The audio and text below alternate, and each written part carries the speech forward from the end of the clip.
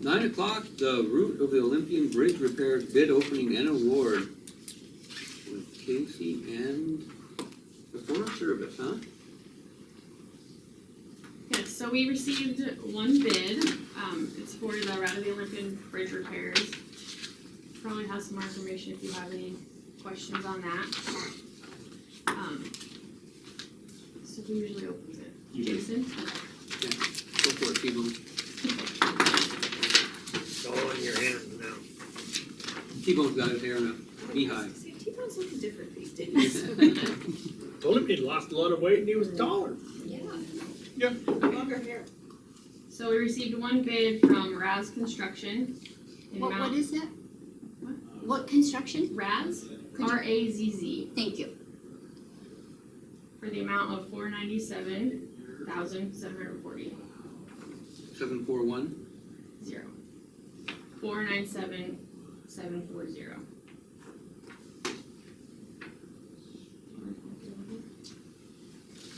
I don't really need to.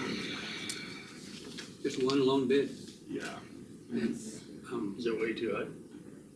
it's almost double and more than we have in the agreement. Really? Where, I never heard of Rat, where are they? So, I don't know where they're out of.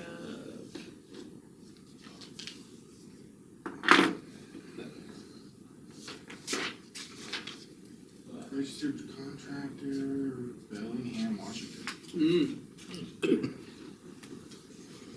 And that's mainly just to bolster up those cement pads on the foot there. and the There was some actual structural repair on one bridge, removing the gravel deck and redecking one or two. There was Oh, a so fair it's not bit in just, it. it's not just the Saltine Bridge. No, it's not. Those other little ones that go up.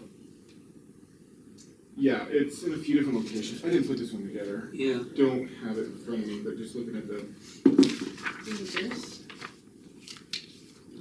that's just the specs. Well, this would be the rest of it, but. So this is for the trestle up by Saltese? This was for one of the, not the Saltese trestle, no. That's not a Forest Service facility. They were for a few locations on the old Milwaukee, Yeah, those are just repairs and maintenance. short little span that Yeah. go here and there. Well, one of them that had a significant amount of work, it's like a 63 footer. Yeah. But they're all legacy railroad bridges that we were just, Are most of those, are they iron trusses or are they, some of them still wood? most of them are wood. Wood.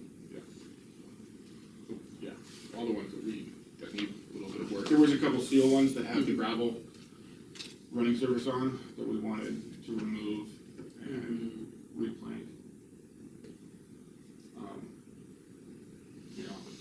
Casey, do you know where all this is advertised? Do we just need to re-advertise for better interest or what? So, we advertise it in our mineral, and then I know that we do some outreach. The Forest Service does some outreach just to kind of spread the word. This particular bid ran for over a month, hoping to get more bids received, and we only received one. There's some things we can do. I mean, we can relook at this and either reduce the work or reduce the complexity. It's a hard market to gauge right now, especially Yeah. with semi-technical work. They're Yeah, there's, really busy. yeah, just like all contractors, even home construction, let alone specialized areas. So maybe just wait a little bit and then re-advertise. Yeah, I will talk to Nate. Like I said, I didn't put this one together, so I don't really ins and outs of it, but there may be some priority work in here and some stuff that may not be that we can push forward to reduce some of the work to get it down. Obviously, we'll relook at our estimate too. Yeah. It's tough with our estimate only with one bid because Right, they just might not really wanted it. yeah. Yeah, that was more than what the agreements for, or.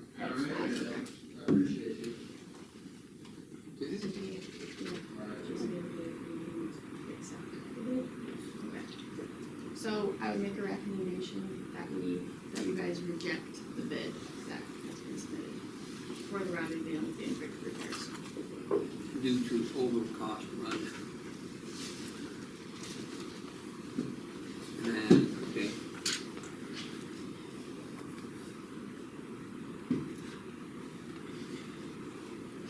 Anybody wanna make that motion? I'd make that motion of rejecting the bid for the route of the Olympian Bridge repair.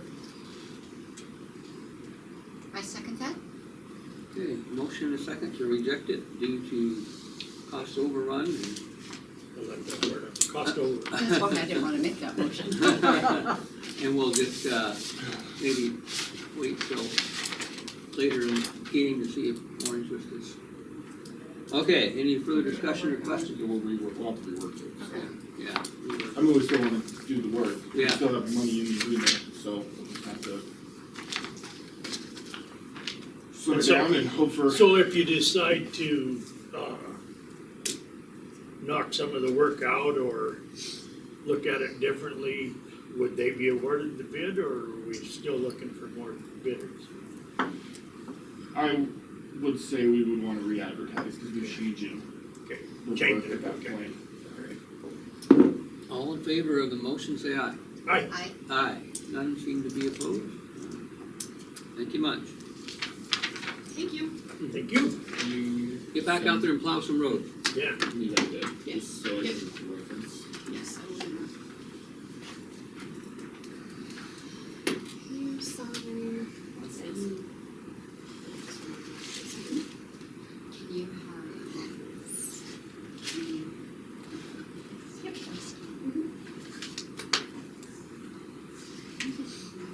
Thank you. Alright.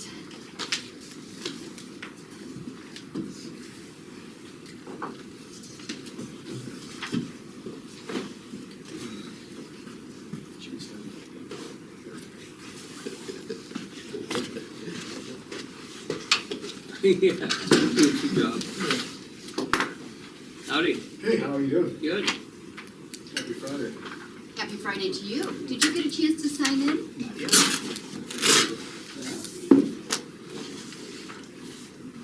Well, hey, Hey, yeah. good. How are you?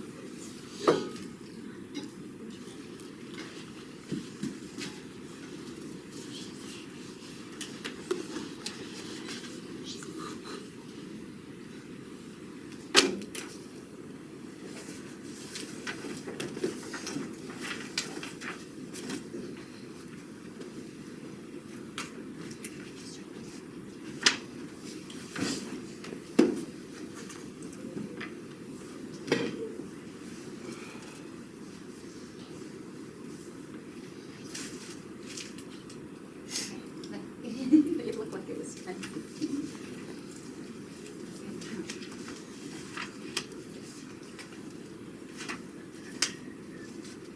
We have 4 minutes, Candelabra, so this is where you have to fill it in with a joke. Tell a joke.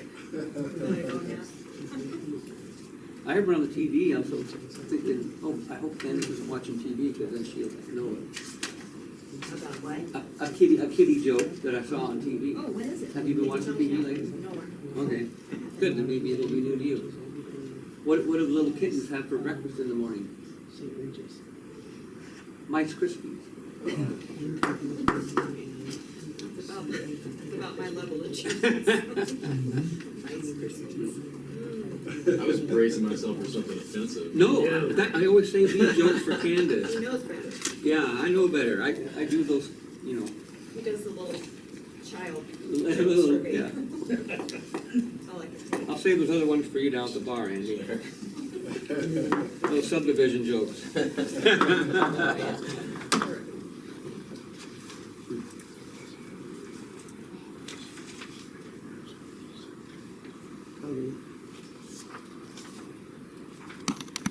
The extension contract, Oh, the yearly one, so with Bozeman? with Bozeman, yeah. They've been bugging me about it. I finally figured I better it basically shows the county's contribution to extension and then extension's share.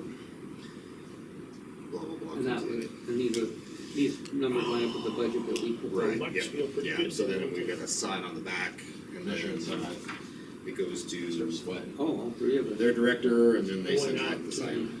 Yeah. Similar to the one that we signed. So Tuesday, right now, it starts now. I'm trying to, snow, A snow. little bit down there. Say things. Walking out to Morning. my four-wheeler, because I got my plow Your on assistant, it. she's supposed to be in here taking notes. Thanks, come on. Hit a patch of ice and She's just gonna, maybe the first two jobs. snow. My right leg went, and my left leg went back underneath me. And I sat down. Sign first, I'll give you the answer. Sat down real gentle too, you know. Didn't pee my pants for a while. Watch out. I don't think I tore anything, but I think I sure stretched. I got a brace on it. Okay, I'll try this I know, one. you can watch him, we've got a subdivision improvement agreement for Lower Meadow subdivision. Yes. Thank you. Subdivision improvement agreement. New and improved? Well, yeah, it's definitely new, yeah, new, it is new and improved, yeah. So, just to, bring everybody up to speed, so Lower Meadow subdivision,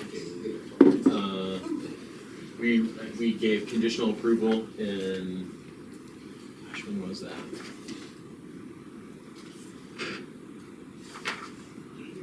January, right, yeah.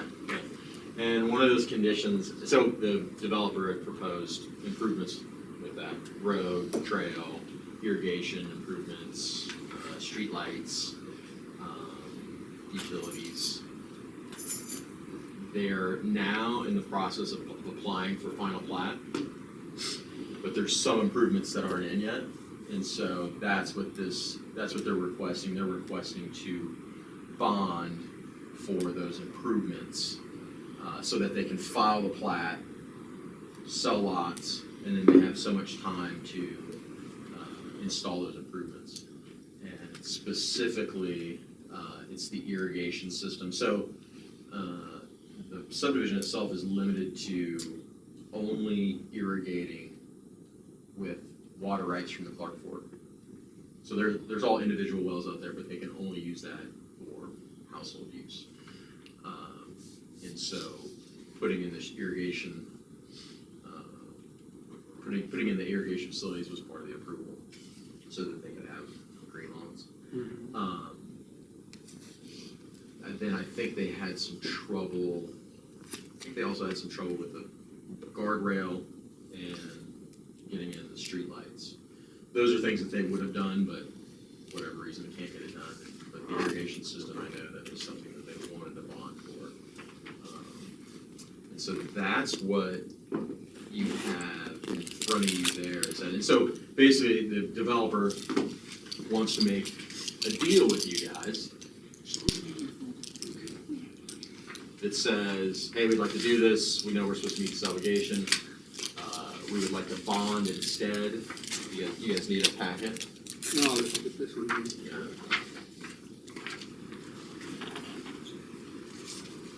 So that's the big picture gist of it. Paul Forsting is here from IMAG, representing the client. Do you want to talk about like where you guys are in the process and I do. details? Can I approach the bench? Oh, yeah. All right, thank you. Thank you so much. Yeah, Paul Forsting, IMEG. I'm a senior land use planner there.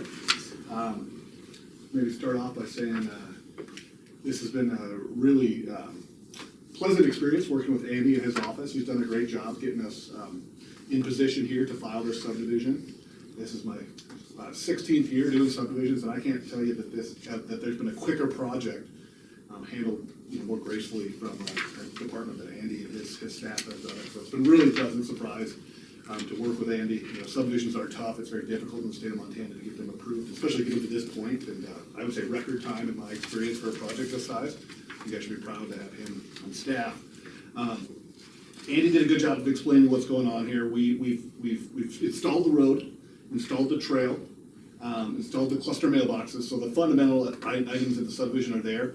What we don't have installed yet is the irrigation system that will provide, abundant water for all of these lots, so they can, it's all coming from the river. We've got a design, we've got a bond in place, and it's gonna cost about $150,000 to put it in. It's a relatively, it's gotta go in the riverbed. You know, you're putting a well inside the riverbed, not inside the river, but it's pulling from the river. So there's some timing issues on when you wanna put that in. I think we wanna put it in the spring before the high water starts. And then it's relatively simple after that, if you're familiar with irrigation systems, a pump and a well house up at the road. So that needs to go in. Like I said, we're planning on putting that in the spring. We've got 3 contractor bids in here, it's about $150,000. Other items that didn't go in is the electricity didn't go in, and that's all been paid for. Northwest Energy does all that work themselves, and they've been too busy. And they also do the street lights, so 2 nice kind of pendant style street lights are gonna go in right by the entrances. That's something you commissioners required of us. And then the last thing is a bit of guardrail that NDT requires. Not much work there, just, it's about $13,000 for a guardrail to go up by above Adams there, just to make sure somebody doesn't accidentally Fly into a house. Yeah, fly to a house. So all this stuff should be in before anybody's really occupying a house. What this allows us to do is create the lots for the subdivision. That's kind of mutually beneficial from our client wants to get that, then he can sell lots and take money from people and actually generate some revenue for all the infrastructure and costs he's put into it. And for you, the taxes go up immediately. Once we file those lots, 36 new parcels are taxable for you. So it's mutually beneficial. In a perfect world, we'd get that done before the new year, and then you'd be assessed for 36 lots there, and you'd get a bunch of good tax money, but, before anybody's even living there, so. That's it in a nutshell. I'm here to answer questions and help with the project, but this is a standard, type of arrangement. It's built into state law to allow this type of improvements agreement there. And in my experience, the developers always put them in, but if not, you can call on the bond and do it yourself, so. Yeah, so obviously, the risk is if everything was to go gunny sack, and then we had to call the bond, and then all of a sudden we're general contractors at that point. Mhm. We're somebody is, To make the subdivision correct. to finish the improvements, right? That's obvious, so that's the whole goal of this, is to make our risk as little as possible. Obviously, that's worst case scenario, and we wouldn't, that wouldn't be enjoyable putting in the improvements. However,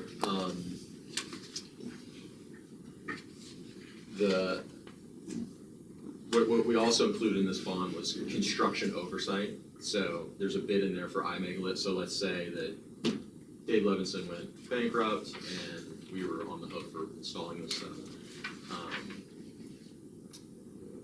There's money in this bond to hire IMEG to oversee the construction.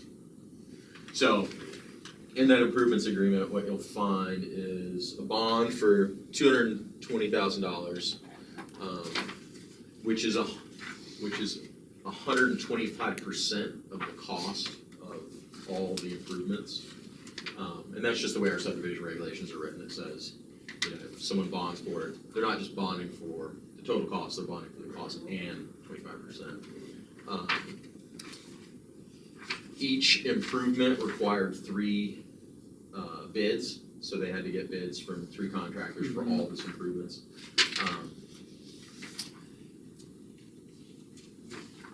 So there's the bid for the irrigation system, there's the bid for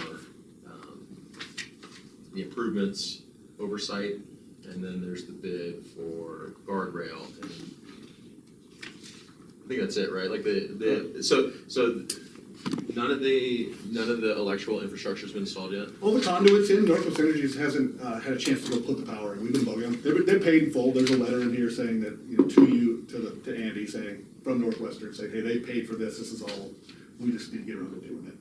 Yes, so they're not bonding for that, right? They've paid Northwest Energy everything, and the improvements aren't there, but everybody's paid so that when Northwest Energy can get around to it, they will install it. So nobody's putting a house in there until Northwest Energy comes around. The conduit's in with the wire, so, or just the Just when we built the road, we made sure there was piping yeah, for the wire to go exactly. through. Yeah, so they can just come in and So install. they've gotta go and just Yeah. pull the wire, Yeah. set up the pedestal, hook up the transformer.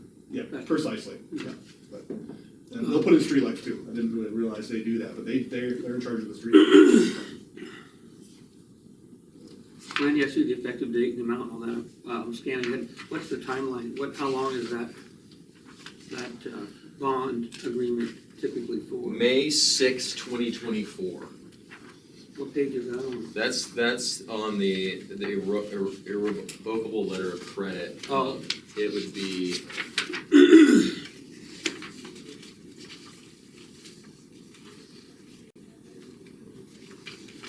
Basically the sixth document in there.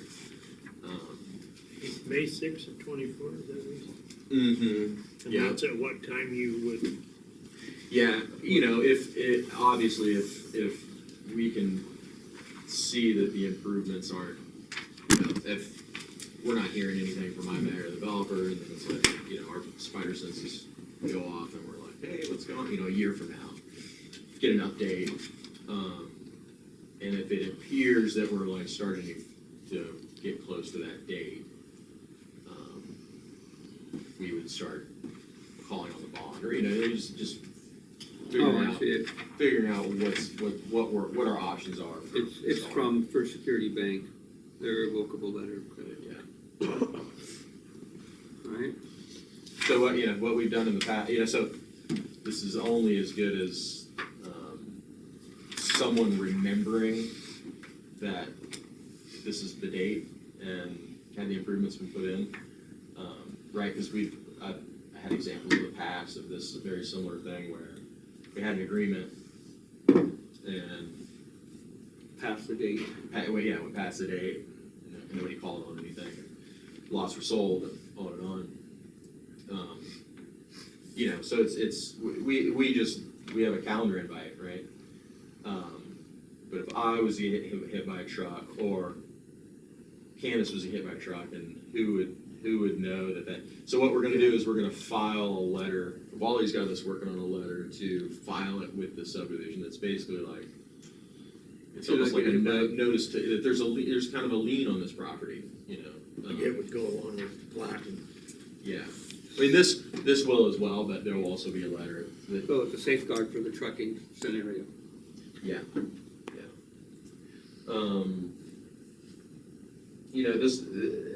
This one's a little bit complicated because there's a water right associated with this irrigation facility, right? So there's this thing out there that that we also have to make sure that doesn't disappear.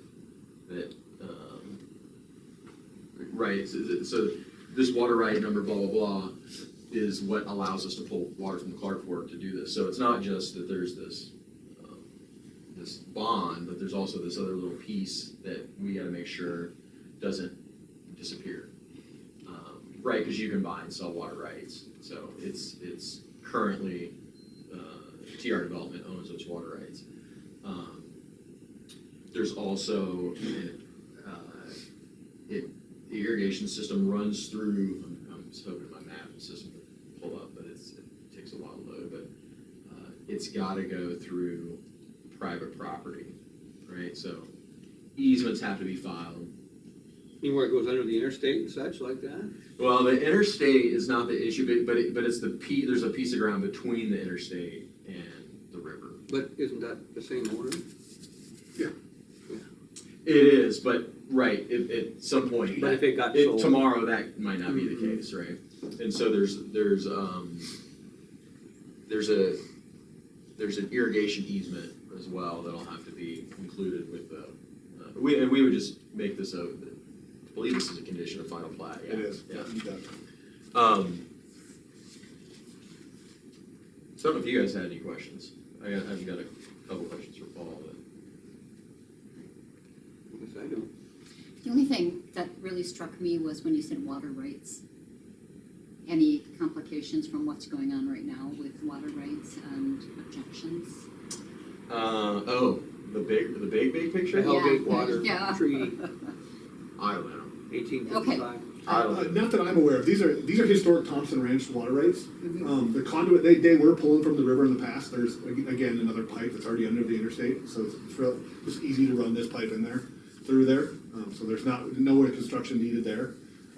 And Andy's got a condition of approval saying, hey, these water rights, when we file this plat, have to be transferred to the HOA, but they'll leave TR development as soon as this is filed, and they'll go to the homeowners association of the subdivision, so they'll be the actual owners of these water rights forever. So there won't be any funny business going on there. We hope there won't be. Well, you never know, I mean, the HOA can do some funny stuff, but. No, Chief, Don was alluding to the, water the compact. tribal. Oh, sure, issue. yeah, big picture, yep. Yeah, you never know, right? I've heard that Avista has all the water, right? Somebody does, and they can call on everybody below them. Right, and so that just really stood out for me, so you need to ask. Yeah, I think the only, that stuff, I just looked at Wally seems to be the only guy in the room that knows anything. My eyes roll in the back of my head when he starts talking about the big issue. Yeah, I have to try to read that document. So, Right. I was just curious, and, well, was that easier to do the river irrigation instead of the spring? Yeah, it was, yeah. Wow. Yeah, they wanted to do the mountain spring. Mhm. They thought it was a good idea, but there's a lot of work in developing that spring. Somebody, was using it for that farmhouse. Right. They were drinking right out of there, and they had but there's a lot of, there's a pond and some delivery system and a lot of, Yeah. other than, it's simpler, even though there's, it's somewhat complicated to build a well by the river. That's relatively simple stuff. When you're getting a well, when you're handling that spring up there and all the infrastructure we go, it was significantly more difficult. Because they really wanted to use it for drinking water, so, I mean, There's a ton of it. yeah. Historically, Alberton was created when the Milwaukee Railroad came to town in 1908. Back then, before they electrified in 1960, when they were steam, they needed water, and so they had all that water coming off the hillside for, to load up the steam locomotives. And when the right-of-way came through Fred Thompson's dad's ranch, that was part of the right-of-way easement they got from him, was they built that cement pond reservoir for his gravity feed irrigation for that farm ground. Yeah. That's how you're getting. Yeah, it was all free water and it was high pressure and tons of water coming off of that. But sidebar, and that washed out the interstate in 1978. Shirley Anderson's car went through the pavement, yeah. Funny.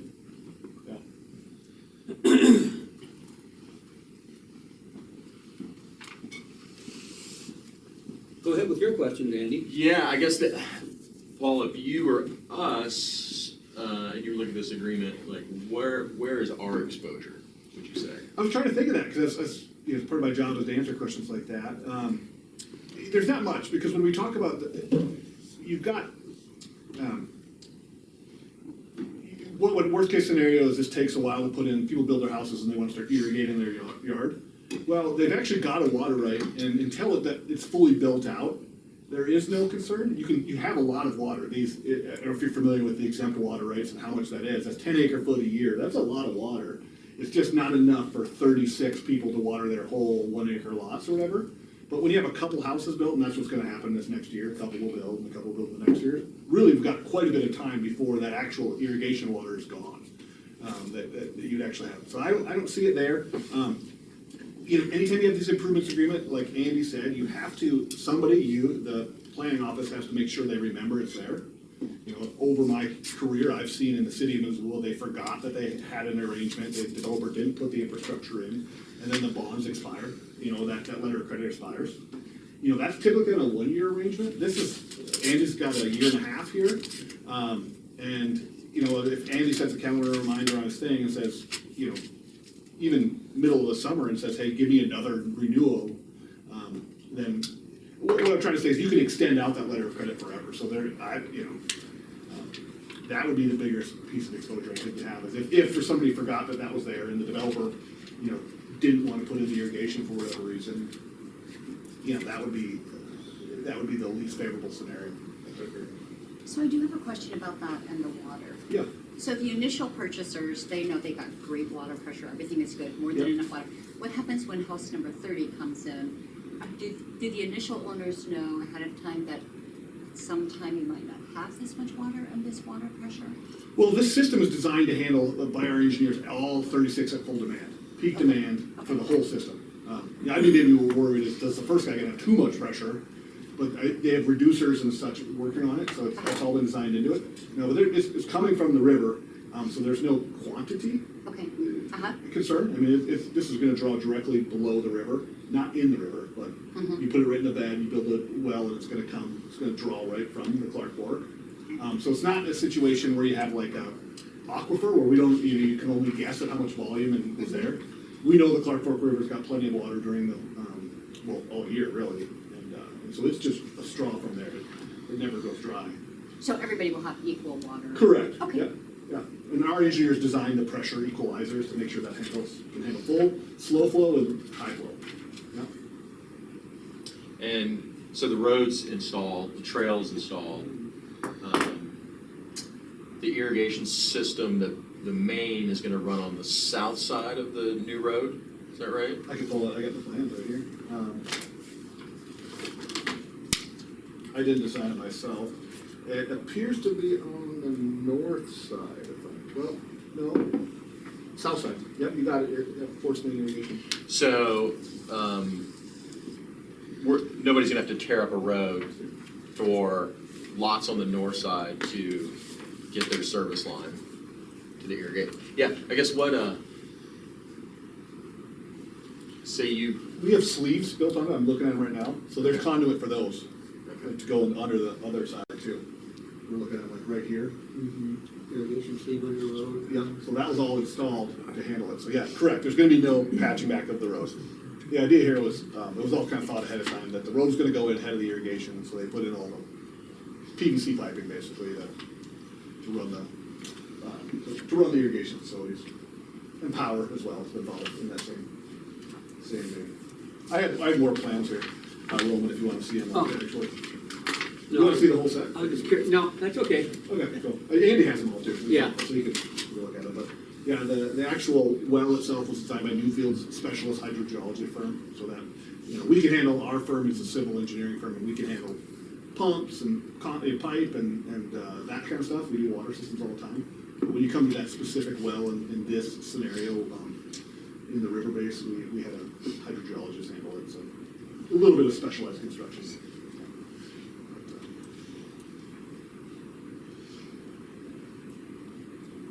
Yeah, last thing I'll add is, unless there's more questions, was the letter of credit is actually more than the cost, even of the 125%. It's at 220.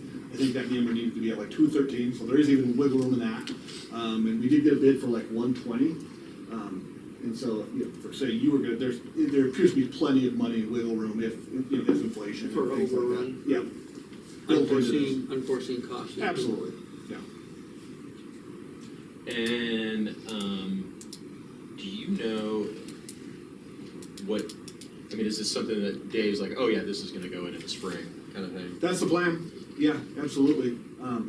The only alternative would be to like, there's an option out there that Dave's exploring of buying water rights from the Grass Valley irrigation system, but we'd have to come back to you and actually talk about switching our plans from that to this, and in that case, people could just pull from their wells, so it would just get a lot simpler.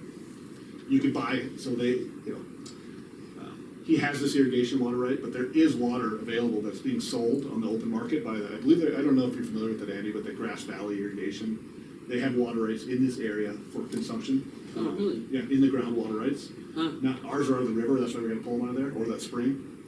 And so we had to go one or the other, but they actually have in-ground water rights that we could actually just buy potentially. And it appears to be about the same cost as this system. And they could just have basically unlimited flow from their wells, like most people do in the county, right? So why don't they have unlimited flow to begin with their wells? Because we don't, it's kind of a bigger picture, but years ago, the state, especially the DNRC, changed the exempt water right rules, No, saying you could only have, for a subdivision, you can only have 10 acre feet a year. And I don't know if you know about water rights, that's 1 foot Okay. 10 acres, that's a lot of water for one house to have access to for all year. But they said, hey, when you do a subdivision, you gotta split that up. I see. And so, So to gain more, you gotta buy that Yeah. water right from, Yeah. where does Green Valley? it's what- Grass Valley, Grass- they're an irrigation ditch company that apparently they wanted to sell it, make money. Where are they based? I think they're out of the Frenchtown area. Really? They're somewhere up, upstream of here. They're in the same basin as far as the DNRC's Huh. concerned. So they've got open water. They're selling it on the market, and it's about the same cost Wow. as this system. Yeah, and so that would be the only alternative, Andy, that I'm aware of. Is he's invested a lot, he's paid this, and he can actually pull the trigger on this. Or potentially, it's easier for everybody just to have unlimited access via their well, because there's plenty of water in the wells here. That's not the question, it's just the water rights of who actually owns it, who can actually do it. But that's why you drive around the county and people are pulling from the wells unlimited water, right? Because they had this 10-acre fee, which is, people could do subdivisions and everybody got access to that amount of water. There's something we're dealing with on a lot of projects is that, we have to come up with alternative. Some places we just do restricted, like in Missoula, they just don't get to water very much outside their footprint, like garden stuff, they don't get to just pull as much as they want. Here, we want it, it's kind of a rural setting, people are gonna expect to water their acre. So we put in the system and all that, and thought it was a good idea in the amenity, people are gonna want it, to be able to make it green the whole, the whole way, So if,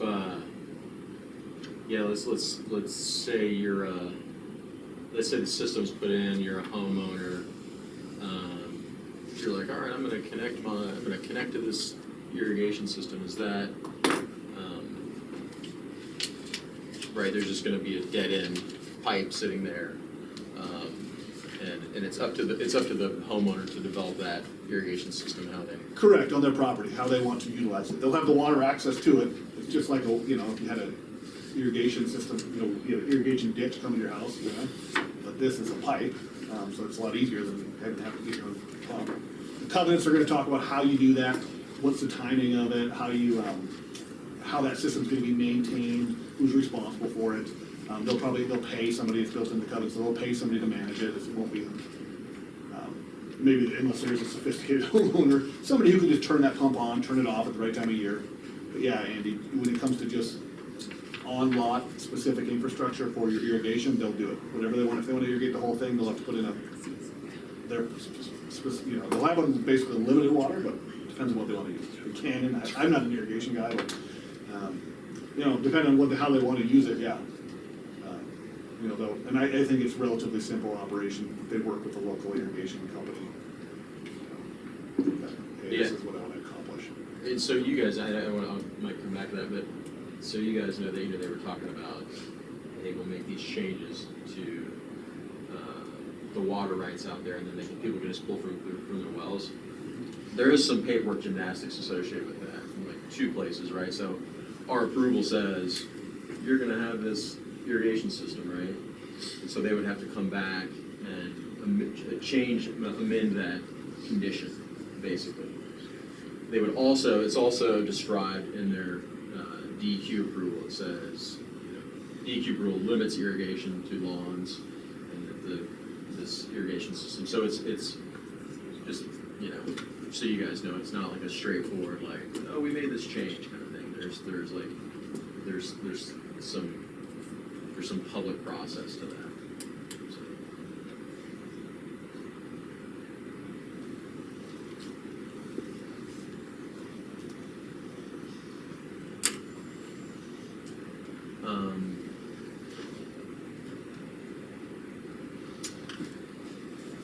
Here's Kirchy Creek, it comes down under the interstate. When you were just talking, you were talking about limestone, but yeah, here's Kirchy Creek, which is pretty much dry. I don't know, have you guys ever seen water in there? I don't think so.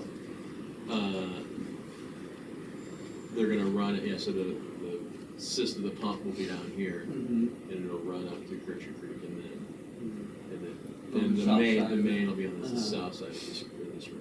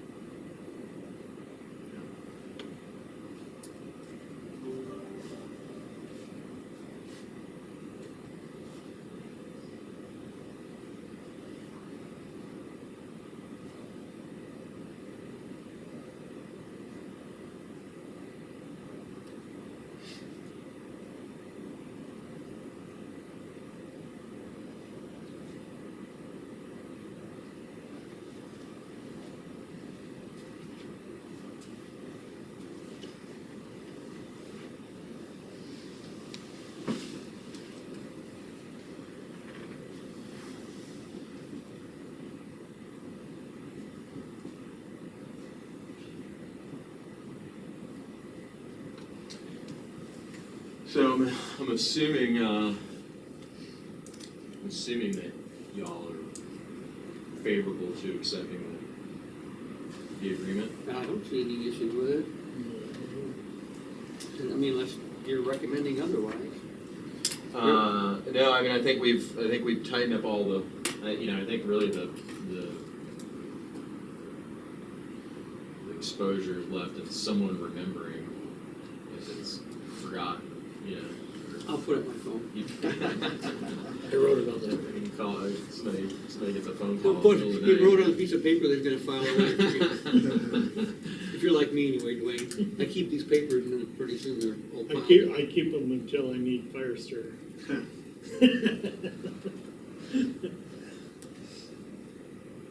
I'll, so a condition of approval, just to, it kind of adds some extra protection could be,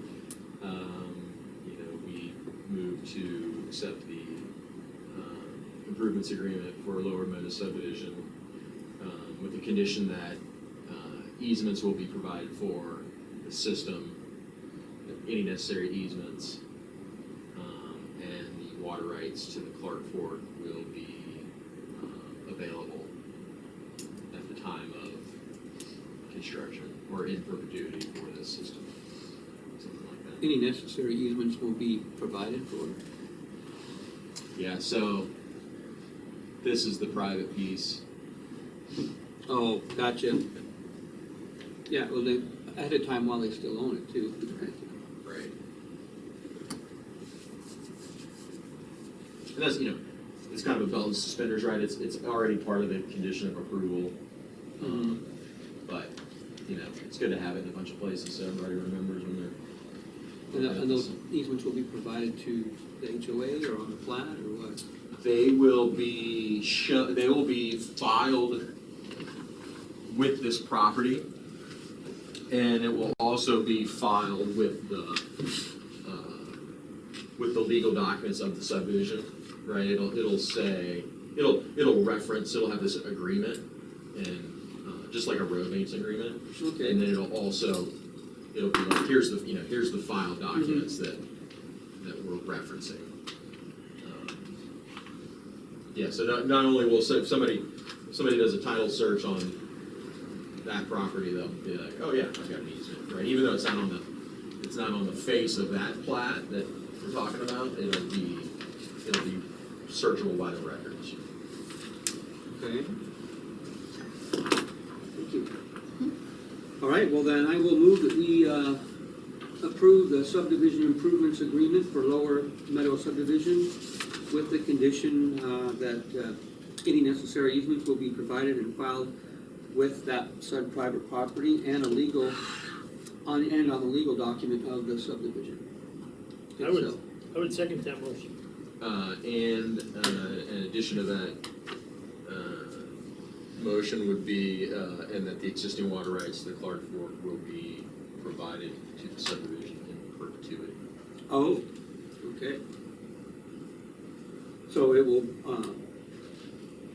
any necessary easements will be provided and filed with the property, that private property that's needed, and and on the legal document of the subdivision, and reflecting it to be in perpetuity on the subdivision document. Did we get it? No, I'll be listening, unless you want to repeat that. So, I guess my goal is that the easements, that we accept this agreement. it's a that- permanent easement, not a temporary easement. Yeah, right, there'll be permanent easements and there'll be permanent water rights for the system. That's mine. I still second that motion. Does it need to be rephrased at all? Or you're good with? I just have a really bad short-term memory, so I don't even I don't know what he said. I don't either. Okay, and the condition of that is that any necessary easements will be provided and filed with the property, the private property that it's crossing, and on the legal document of the subdivision showing permanent easement in perpetuity and permanent water right. That should cover it. Correct? I second that motion. Now, is there any further discussion or questions with the muddied water motion? No pun intended. All right, all in favor of the motion, say aye. Aye. Aye. Okay, Thank you so much. yeah, you bet. You have a nice weekend. All right. Drive safe. Oh, I will, thank you. Thanks, Paul. Thank you, Andrew. Appreciate it. Yep, you got it.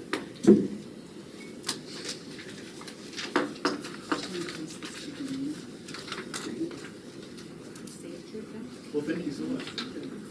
Yeah, likewise. So we'll,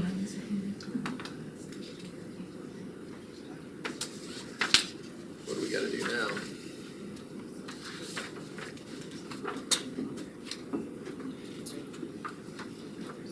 There's the agreement.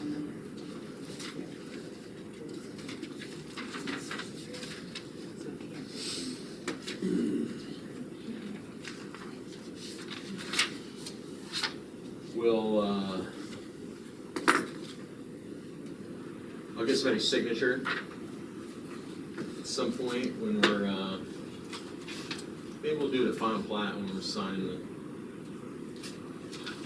all the documents. Okay, I'll check with Wally. when are we scheduling that See, good question, this was like a piece of it. for? Yeah, Candace and I'm gonna review the application next week. I believe they've kinda got everything. I think so. It's like most everything's, Yeah, all the conditions have been met. it's like there'll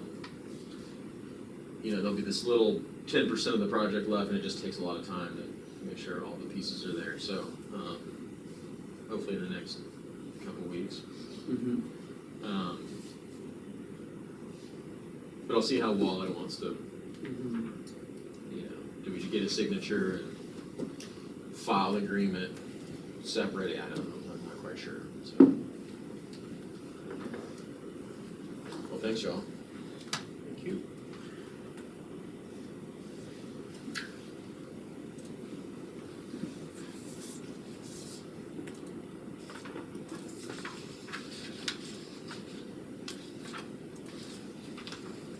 Do you have the wrong answers? Yeah, Okay, kinda. I was looking at them this morning. okay. I have Okay. some Post-its, but they're, if you have it, that's it.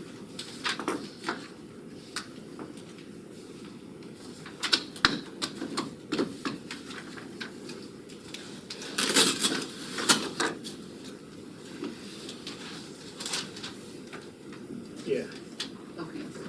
because I can understand my own I handwriting. know, that's fine, I can go get my notes, but it was, Can we put that with the, oh, yep, not just. yep. I'll go run this up right now so that I, Thank you. oh no, thank you, I better get a couple more. Oh, so what else new, Andy? Okay.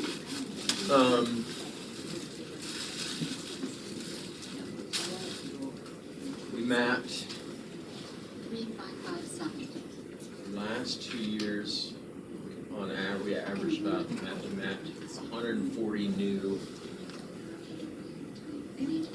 structures. Oh, sure.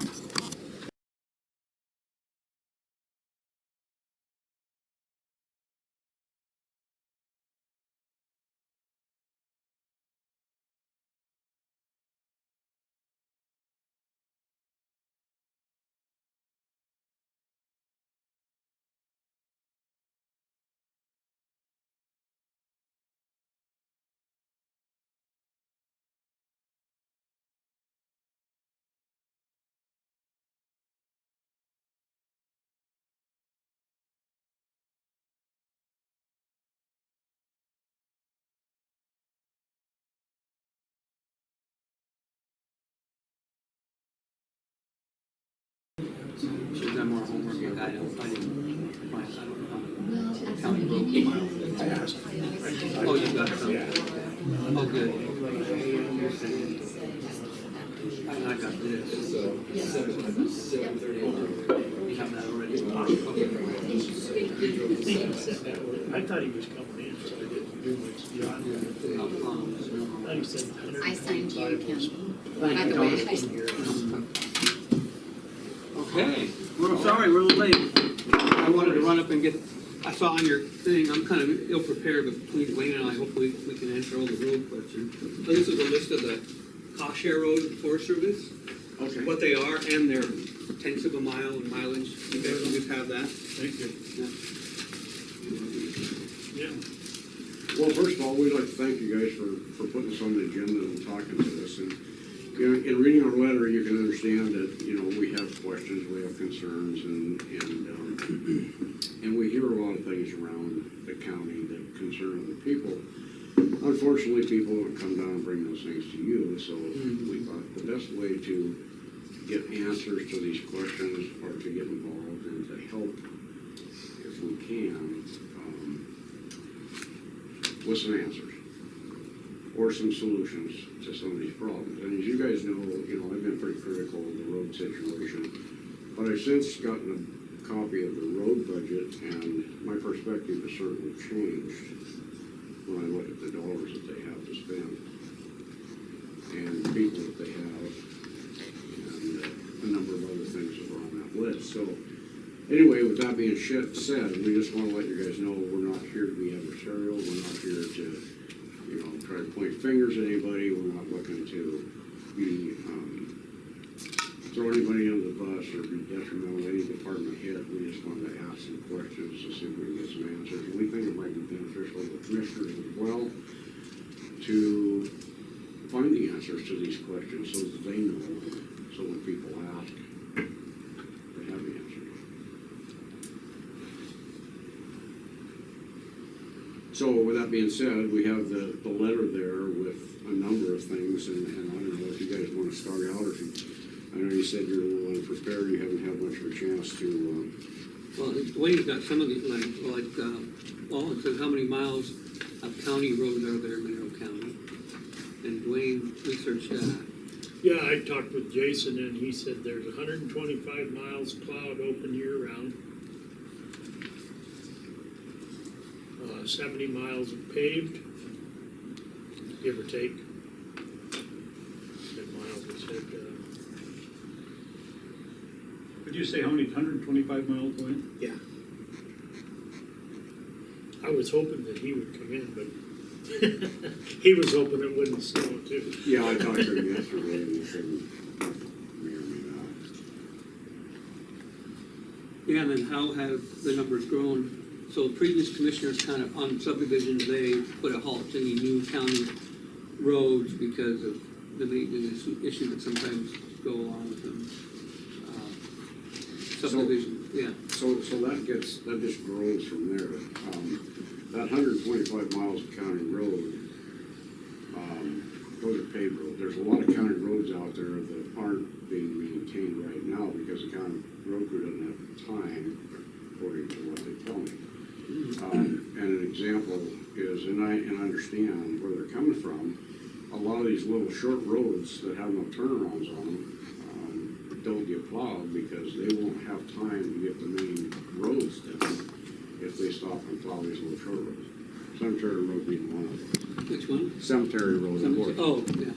That's just an example because it's in our neighborhood. But there's a number of us throughout the county that don't get the attention they need because they just don't have the time or the manpower to get it done.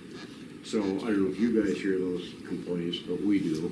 And so, that's a problem. So I guess that's a question to put in the back of your mind there. How do we address that for starters? I mean, the questions go on forever and ever and ever, but there's people that live on that road that we're using as an example that don't get their road plowed, and when you get a snow like we got now, it's a foot of snow and nobody plows it, you can't get out, you can't get emergency vehicles in, you can't do a lot of things. So those are all issues that. Was the cemetery road plowed the last 2 days? Yep. Okay. It was plowed, but there's about 2 inches on it right now, about which. That's certainly is livable for Yeah. us that live out there. So, no, I appreciate it. It's been plowed twice this year. So. Yeah, after you reached out to me, then he said that he didn't tell the guy that does that to do it because he thought that he needed some kind of a official decree from, I didn't know there was homes out there. Last time I was out there, it was just the cemetery, so. We got 3 of us out there now. Yeah, so he said, On a I pretty said, yeah, short piece of road. well, so. we'll christen it, just go ahead and start plowing. And they have been, so I Yeah, appreciate okay. that. So. Yeah, Ken, like you said, how many people come down and are vocal. You are, so my hat's off to you, because you're not just bitching about it on Facebook.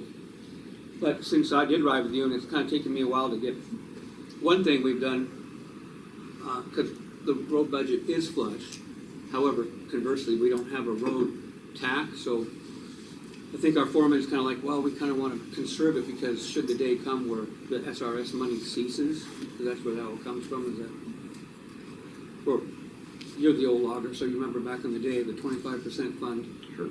How 25% of that money came to fund the schools and the roads, and when that ended, now we get this welfare check called SRS, which a portion of that goes to school, and a portion goes to the road fund. So that's what's continuously building it up.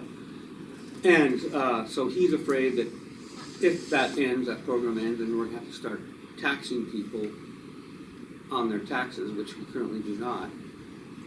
But like you said, it's getting big enough where we're going to have to keep up with time. I rode with you, and I've been trying to talk him into buying some equipment, and then I talked to him again more recently, and I think I've got him talked into some kind of a sweeper or something, maybe even a surplus one from the state to help that road ditch problem, pull it out of the ditch and then pick it up or something, or a bobcat. And then historically, we've only had one road foreman and 3 operators, and now we did last year open up another position, so there should be a road foreman and 4 guys. And we just filled one position with Mr. Hill, and are we up to snuff now? Yes, Yeah. we Okay. have 4 plus Yeah. the road foreman. So we're trying to also do that, because like you're right, they can't neglect things and be shorthanded, when we should be able to provide that with the fund and the current position it's in. Well, getting back to the budget that you're talking about there, I have a copy of it here in front of me, so I may have a little advantage over you. And I met with Jason yesterday, by the way, and so I'm That was who yesterday? Jason, Oh, okay.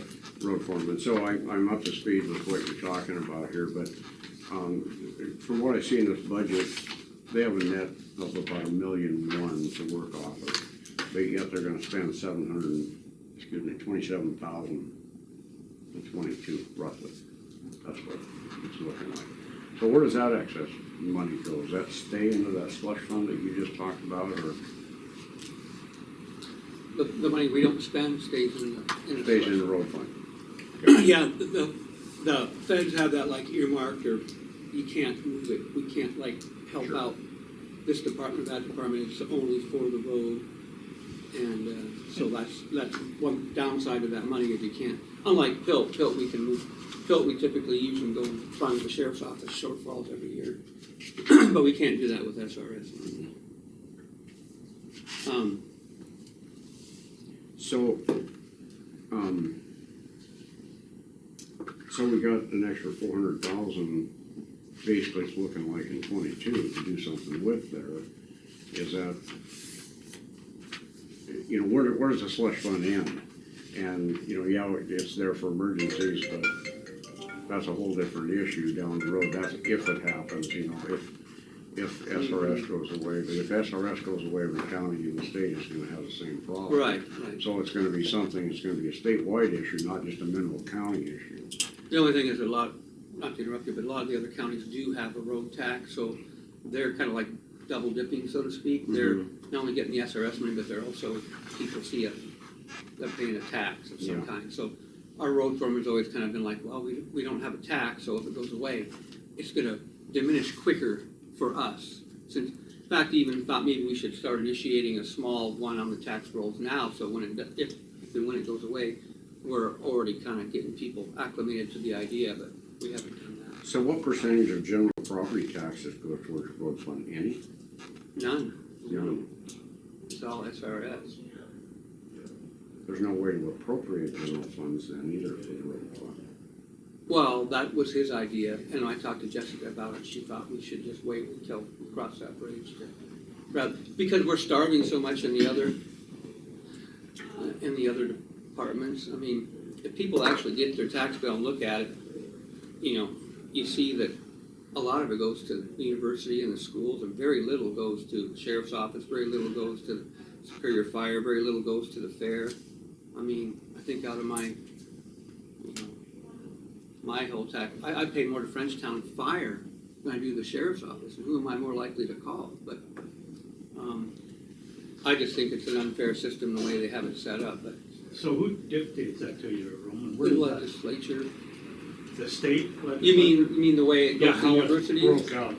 Yeah, it's been set up, I don't know, since time began that, and we're only allowed this certain portion of the mills, and then the only time we see an increase is when Department of Revenue reappraises. That's what's ironic too, is that they do the assessing, but everybody pays their tax bill to the county, so I think the county is the one doing the assessing, but it's Department of Revenue, and then they tell us if our mill is worth more or less, and then that's what the tax bill comes out. But people write their tax check to the county, then the county sends it to the state, then they take out their university and their schools, and then they send, it's called state entitlement share. We get our county state entitlement share back from the state, and the school gets their portion back from the state, and then the university gets it back from the state. Okay. And so, you know, that brings up another question, are we getting our fair share of tax? I mean, there's places out there that aren't even on the tax rolls right now, I would bet you. Right, no. And so how do we get that? And maybe, I would like to see you bring the tax revenue guy here, so we can ask those questions, because as you know, I put in a lot of septic systems this last summer, a lot of them. And some of those, I have a list of that, that's another topic, but do those get taxed when you put in a $15,000 or $20,000 sewer system and do a property improvement? Is that personal property at that point?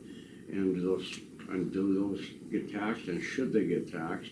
And should that Department of Revenue guy be reviewing those septic permits as well as electrical permits and various things to find out if we're getting them? Because there was like 74 or 76 permits issued in 22.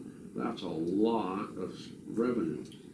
You're doing my speech right now. That's what I call them the Department of Non-Revenue. That's my little tongue-in-cheek joke, because they closed down the office in St. Regis, and now Department of Revenue does their appraisals via remotely Google Earth. One guy from Thompson Falls, another one from Hamilton. Those offices are doing our tax assessing. When Andy gets a septic permit, he alerts Department of Revenue so they can key in on, oh, there's a new house. Now, that won't catch somebody doing a remodel, because the only thing that triggers revenue to look at a new build is electrical permit or a sewer permit. But if someone just goes and builds on and doesn't tell anybody, revenue would have to, in the old days, they drive around and they'd see that, and they'd take pictures of it, and they, say we gotta come. But they don't do that anymore. So the question is, yeah, it's very frustrating to me, because I see all this growth around us, all these new homes, especially down in Alberton. Dwayne might know more about the West End, but I'm going, we should be, so the 2 years ago, after the state sent out our mills, okay, Mineral County, you guys get to have 12,300 mills. This is what you get. And now do your budget. State statute said you have to have it done by this date. So we do it. 2 weeks later, they call and go, oh, guess what? We're giving IFG a tax break because their mill shut down. And so rather than have it held up in tax appeal board, we just went ahead and gave them the deal. So at least they're going to get some money now, rather than have it sit in escrow and wait for the appeal board to settle it. So we lost $110,000 just like that, because they did it with their people going to Helena and talking them into it. So now, we had to adjust the budget even though we gave everybody raises. Then this year, we go to do our budget, and we found out that our mill value, which was supposed to be $12,600, went back down to $12,300 because Northwestern Energy appealed the power line taxes. So I'm sitting there going, what about all these new homes? We've got How many new homes did we do last year, Andy? 140 something structures, that not necessarily means homes, but. Right, That we know of. So we do, yeah, anyway. yeah. When I go to Helena, sometimes I'm not very popular because I get on that revenue guy and then I talk to the governor and they, well, we're short-staffed and we're catching up. Next year. We think we can help with that, Okay. Roman. Personally, that's gonna be one of the things that, as part of whatever Ken and I get done here and are able to do, work together with you guys, that would be one of my missions, is to figure out why we don't get those things. I can guarantee you that other counties are getting them. And, you know, I look at PELT and I look at SRS and, you know, I'll just give you a quick example here. In 1999, Mineral, Sanders, Missoula, and Ravalli counties were on a pretty even playing field with PELT. And today, for example, Mineral County got 462,000 in 22 in PELT, and Verley County got almost $3 million. That's how far this thing has gotten out of whack. And I don't hold anything against Verley County for getting those dollars. But I think there's some real problems here in how the formula is working. Again, Part of it's the population. yeah, their formula is skewed because the poor counties that need it get less. And the wealthier counties like Missoula and Ravalli get more. And it's like, they don't need it, we do. Yeah, so anyway, I believe there's something that we can do as a group. I don't think it's anything Ken and I can do by ourselves, but if we get, I just took 23 of the worst counties, and we can get those 23 counties to get on board. And if they can't, then we'll take 10 of those counties, and I've already got Lincoln County and Sanders County interested in a joint thing for counties to get together and address these issues. I mean, and SRS is another one. Mineral County got 850, almost 851,000 in 22. Lincoln County got $4 million in SRS funds. Something isn't right with how the game is played up there, and wherever, you know, that SRS, I believe that's done in Albuquerque, I'm not sure. But wherever that's done, there's some translation in there that's not right. So I guess my only point here that I want to make is, for me, all of these other issues that we have, and maybe not with the roads, maybe there's funding there and we're just not utilizing it. And we're not utilizing it because we're afraid of something going away or some emergency or something, and I believe that's a wrong approach. If roads would have operated like that for the last 20 years, we would have done nothing ever. And so I just believe that, you know, we need to look into the future, we need to avoid these problems that we expect might come up. But we need to avoid them proactively instead of reactively. I don't think we should wait. No. Agreed. Until we get until SRS goes away and then say, oh Christ, I'm glad I saved all this money. Mm-hmm. I think we should be doing things now to ensure that if SRS goes away, that there's another program or there's additional dollars out there. And those counties that are being proactive there are being rewarded for that. Yeah, I guess the point is that, you know, maybe, you know, you need more of a force than just you that's talking to the governor's office, you know, and I understand that, you know, you don't wanna tie up the money because we're a poor county, but maybe you have to dip into the reserve somewhere to get us through till that appeal goes through, because it just doesn't seem fair that they can arbitrarily just take that money without even talking to you. Yeah, they get an appeal process, but the money's already tied up. Which money are you referring to now? Well, the IFT taxes are. They never said, they were over there dickering before they ever put the word out that that mill was shutting down. Yeah, Gene Forte was with us. I know, and that's why I'm Yeah, saying he is that He you was with guys. us on a Thursday. I found out I got a call on a Saturday that that had happened. You know, or that was when they But shut how can down. that be? I think I'd be the whole right. It used to be that it went into, you know, when I first became commissioner, there was stuff tied up with the power line tax that would go on 3-4 years before it was finally doled out. Well, And I don't know if they've got a new plan now, they must have. Well, I don't know what that thing is called. It used to be called new and expanding industry. That's what the reduction was. Well, the new and expanding industry is closed down. Yeah. So that holds no And water, they- so maybe those tax dollars come back and maybe that's worth arguing for. But sitting here doesn't do it. Yeah. Is that 110,000 a year that you mentioned, Roman, or is that a total over the 4 years every year? No, that was in 1 year. What happened was okay, now don't quote me, but for math, easy math, the mill was valued at 40 million. And then when it shuttered its doors, Brinkmeyer's people came and said, we're not even operating, it's just a mothballed outfit. It's really not worth 40 million, it's only worth 18 million. So then they said, okay, so we'll redo the taxes at 18 million rather than 40, will that make you happy? He said, yeah. So then that turned out to be, with all the multiplier effects or whatever, Mineral County, I don't, now the schools are involved too, St. Regis School, I don't know what they saw. But Mineral County saw $110,000 just cleaned off the annual budget. When they shut the mill down? When they went When they got and the said tax that, reduction. yeah, when they went and said we're closed. So they closed when did they close? June or July, and then the taxes went out. Right, so my question that I still have in the back of my head here is, I was under the understanding that when they initially started building the mill and they were going to do all these modifications and they were gonna put a mill here for all eternity, I thought there was, even for the first 4 years that they did run, I thought they got a tax break at that, during that time From the as well. state? Yes, is that not I true? don't. Oh, okay, then I didn't understand, I thought they got a tax break right up front, so. I'm not aware if they did. Okay. We didn't know. We didn't notice it on our any of the assessments. Well, we did when we had the mill. So I assumed that just carried over. Yeah, but you mean you had a temporary one when you got that piece of equipment, but it wasn't. We had that new and expanding business thing we always applied for and got Uh-huh. a tax reduction. Okay. So I'm assuming that they did too. Well, I'm just saying that maybe they did, but we didn't see a reduction.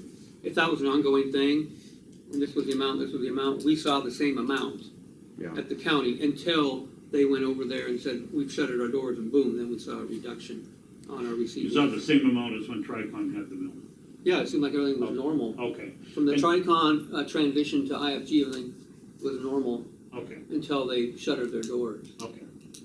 My argument to that would be is, you'd have to look at the values to establish that. And, what they paid for the mill and the improvements they made and things like that establish the value. Not that they just show up with a book number and say, this is where it's at. I think I'd want a little more detail on that if I was involved, but anyway, those They are, told us it's already done deal. So who, but that's not an answer. Yeah. That is not an answer to me. if we wanted to answer that question, where would we go? Who would we ask? Who was it? Remember that guy's There was name? somebody in the department, I don't remember his. We called him, he was like number 3 guy or number 2 guy.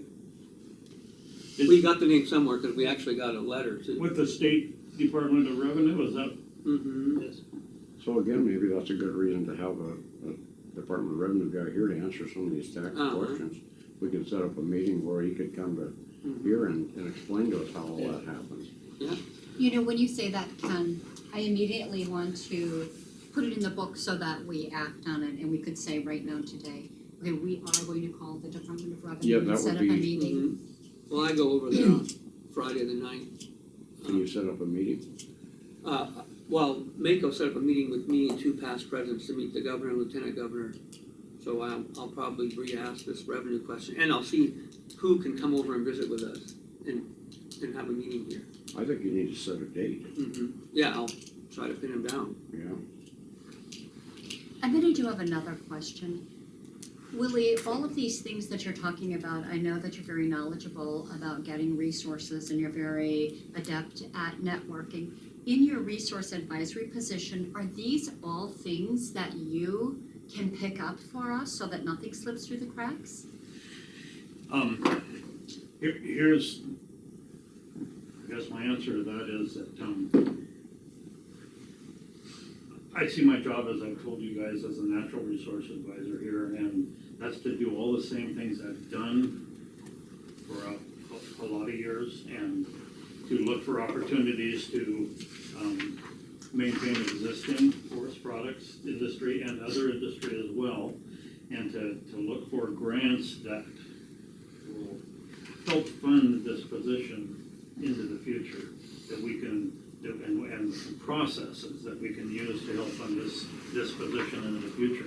We agreed to do this for a year, and I'm hoping that we can put something together that makes this just an ongoing permanent position for into the future.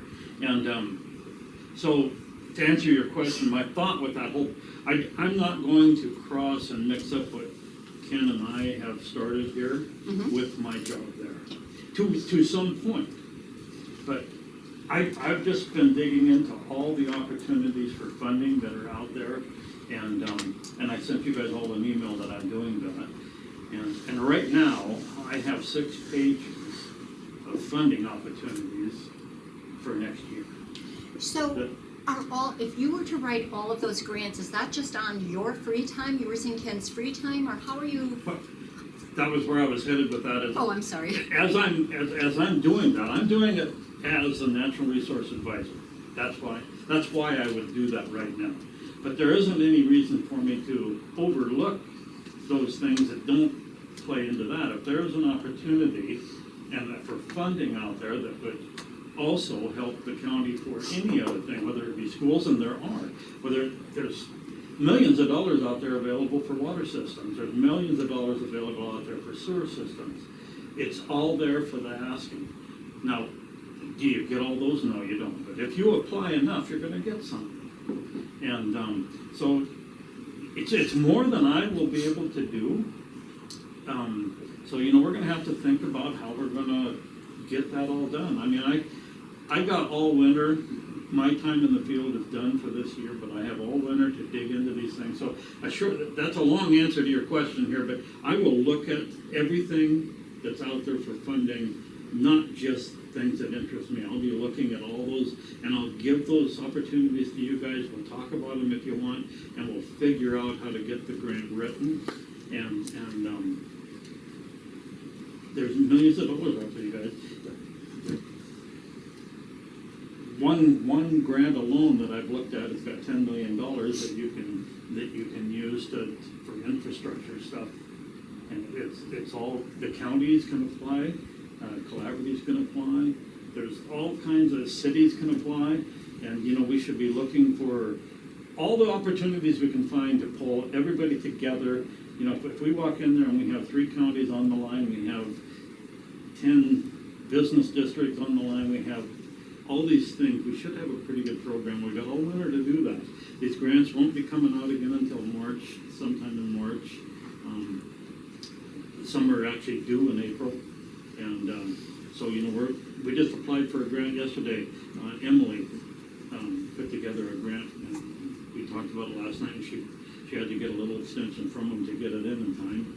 But it got in, and whether we get the dollars or not, we're looking to upgrade different things and work on different things. So it's not, I won't be just looking at natural resources. I will look at all the opportunities that are there, and I will make sure that we talk about those, and I can't do all of them, but if there's a process that we can get them done through, and there's lots of people out there. I mean, our collaborative has done 2 grants, and we hired people to do those. Each one of them was $5,000 to get a grant written, so you can do those things. I mean, there's ways to get them done if we value those things enough that we want to spend a little money to get somebody to write a grant, or to help write a grant, or however you do that. So that's what I wanted. You said there is a way. We need a process to get them done. So since we don't have a process in place, and I know it's bigger than what your job is, you can help us figure out the process and where to go with that? We just have to talk about, it's no different than all of the things we're talking about. I'm personally here, and Ken says he's personally here, and I believe he is, to help with this process. At whatever capacity we need to. I'm going to play a couple of roles there, what I'm doing with Ken. I'm not going to let this affect what I'm doing with the natural resource position. But I'm also not going to forget what we're doing and trying to get done here, because this stuff is important to us personally. And so yes, there is a way to get all this stuff done. People are doing it all the time. My first action here is gonna be to get up and visit with those folks in Lincoln County. They have been extremely successful at getting money. The person that's in my position right now has built their account up to over $1 million in this position in 2 years. And she did that by getting these grants and making some changes in how things are done. So I think it's stuff that we can do. And they got some different situations there. So, but again, it's a holistic approach, I think, is how we'll get this all done. And I'm not gonna do one thing and forget about my passion is to get an industry back into Mineral County of some sort. I believe we can do that, and that is gonna be, well, we can't do it if we don't help the forest maintain the level of land management that they need to, so that's where I'm. Yeah, back to the Pilton SRS, there's some other small county, Todd Devlin out of Prairie County, which is even smaller than us. He was a past president of MACO, and he's been trying to change that formula because we really do get screwed. We have all these federal acres and we only get, the quote you're talking about, the 4 or whatever, that was, they gave us a double payment for a couple of years. That's gonna go back to the 226, 37 cents an acre. Meanwhile, bigger counties get $1.25 or whatever. That one is totally unfair. 238 is what. 238. 257 is what they got in 22 Right. here in the Valley County. Mhm. And I guess we were fortunate to get 72 cents. That- Yeah, right, and yeah, 'cause that was the double payment. Yeah.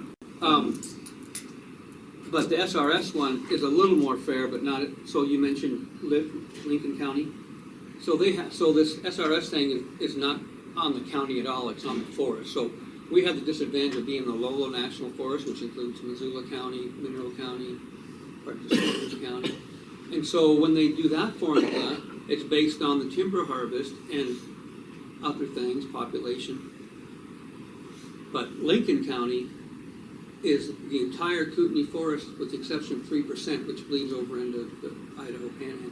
So when they do their SRS, which long ago they somehow figured some 3-year running average of how much timber was taken out that forest, then that's kind of what they pay them.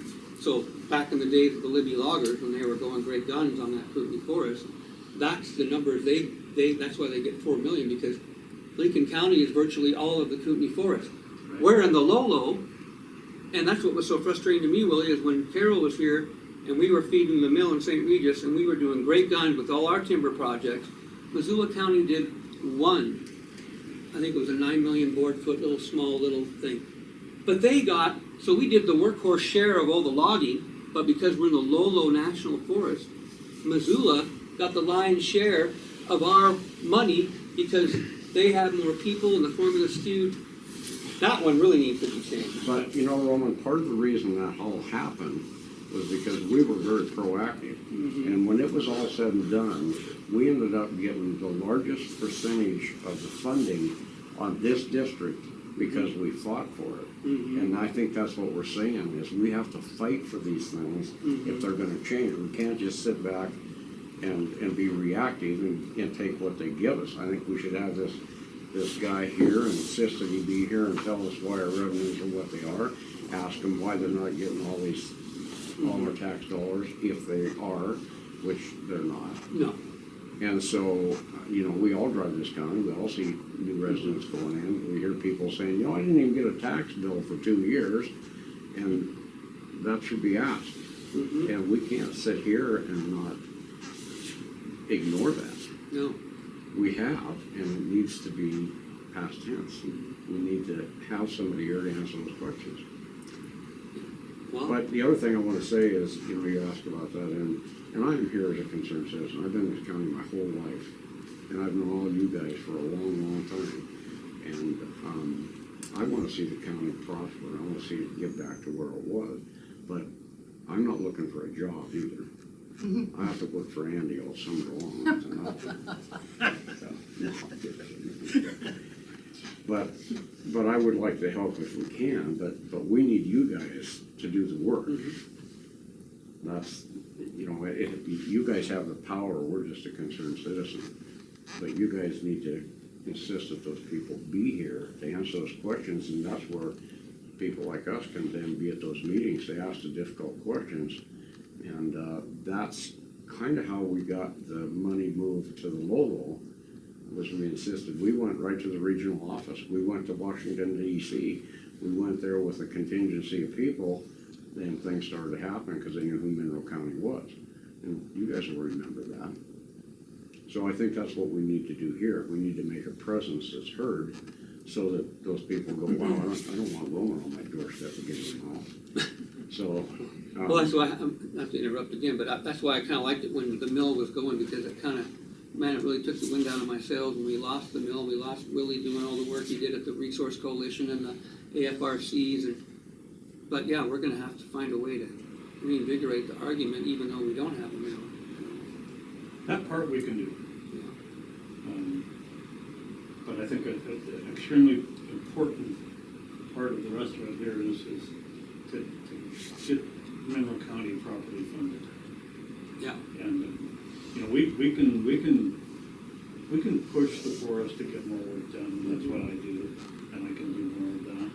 But we need to get Mineral County properly funded. That's, I guess, you know, when we talked about payrolls for the employees here, I think that's just something that we need to fix as a group and figure out how to move this thing ahead. And none of us want to just be deja vu where we're at today, 20 years from now. We all hope to be in a better position, and we don't get there unless we figure out a way to make some money. And I'm all about helping do that. So that's sincerely, my biggest thing here is to help Mineral County be more prosperous, and our businesses and our citizens, and they're not just Superior and St. Regis, but you know, like Frenchtown and not Frenchtown, where you live. Alberton. So, well, I'm with, yeah, I mean, when we have an economy, that's much better than these welfare checks they're trying to just give us, because, I mean, everything multiplies. Back in the logging days, when Diamond was here, everything multiplied eight times. Every dollar came out of that forest. Castles, the bar, the restaurant, the oil delivery, Hanson's Oil, tire changers. We had a chainsaw shop. We had a snowmobile shop. There's a multiplier effect. And when you just get this money to go try to fund things, I mean, it's really hard because there isn't, it doesn't expand. That's not good money. No. That's just a shot in the arm that we get, and helps us cover expenses. So. Yes, the rest are just sitting around waiting for our welfare check to come in. Yeah. And that's not how we should be doing business. Exactly. We'll be calling Missoula County here before we know it if we don't get the revenue coming in. But, you know, there's a lot of other unanswered questions too, getting back to the roads, and I don't want to beat a dead horse here, but, you know, I look at that and I see part of the road budget is funds of commissioner salaries. And is that statute? Or is that a? That's how it was when I got here. That's always been. But is that just something somebody did back in the day, or is it statute? Because is it possible some of that money could be moved somewhere else so you could use that SRS funding for more wages on the road crew, or more equipment, or things of that nature? For example, the funding that Willie's talking about, could you take some of that funding? Maybe we get rid of the resource manager. The commissioner. No, but are there ways, the point being, can you move some of that money around to areas that are appropriate? You know, the money has to go to the SRS, but we're taking some of that SRS money to fund you guys. Is that a statute, or is that something that we can maneuver around? So those are all questions that I'd like to get answers for, by the way. Yeah, so I'm gonna speculate on that one. I don't know the answer, but because, like you said, SRS money is only for roads, so rather than bring the SRS money to fund one commissioner of three, they brought a commissioner into the road fund because historically or whatever, a lot of people think commissioners are all about roads, so I guess it fits or it works. So that's money that doesn't have to be funded by the taxpayers and the general fund because it's funded by the SRS money. So I guess it works that way because we don't have any money of our own, so it's kind of a way to pay one commissioner of three Exactly my point, but it goes back to what you said, and back to the days of Diamond, that's when that may have been established. Right. When there was lots of money for the road fund, so we put a commissioner in there Mhm. to fund that commissioner, but is that mandatory? Or is Yeah. that something the county just did arbitrarily because of that reason, because of a lot of money came into the road fund Mhm. back in the timber days? Mhm. So is there a way to move that out and Mhm. enhance our road budget and put that somewhere else? And I don't know where that would be, but it might be some of this outside money, like COVID money that comes in. I mean, I don't know. Mhm. But those are options that need to be looked at. But I'd like to find out if that's a statute. And then the joke about Willie's job, that one's that title, two or three, Title III money. Right. And we didn't know how else to spend it because Right. they have these earmarks on that again too. It only can be for forest this, forest that, or Woody the Owl, hot dog days, and hand out posters and educate the people, or something a little bit more tangible and productive. So Well, we can't move that money. We can't. I'm being facetious when I'm talking, Yeah. you know, out of school, but I'm trying to use that as an example. Are there other places we can get funding that doesn't rob from our county coffers to help out here? Whether it's a commissioner or whether it's the hospital budget or the museum budget or something else. Are there other ways to get funding or maneuver them around within to make them work within a county and enhance another department?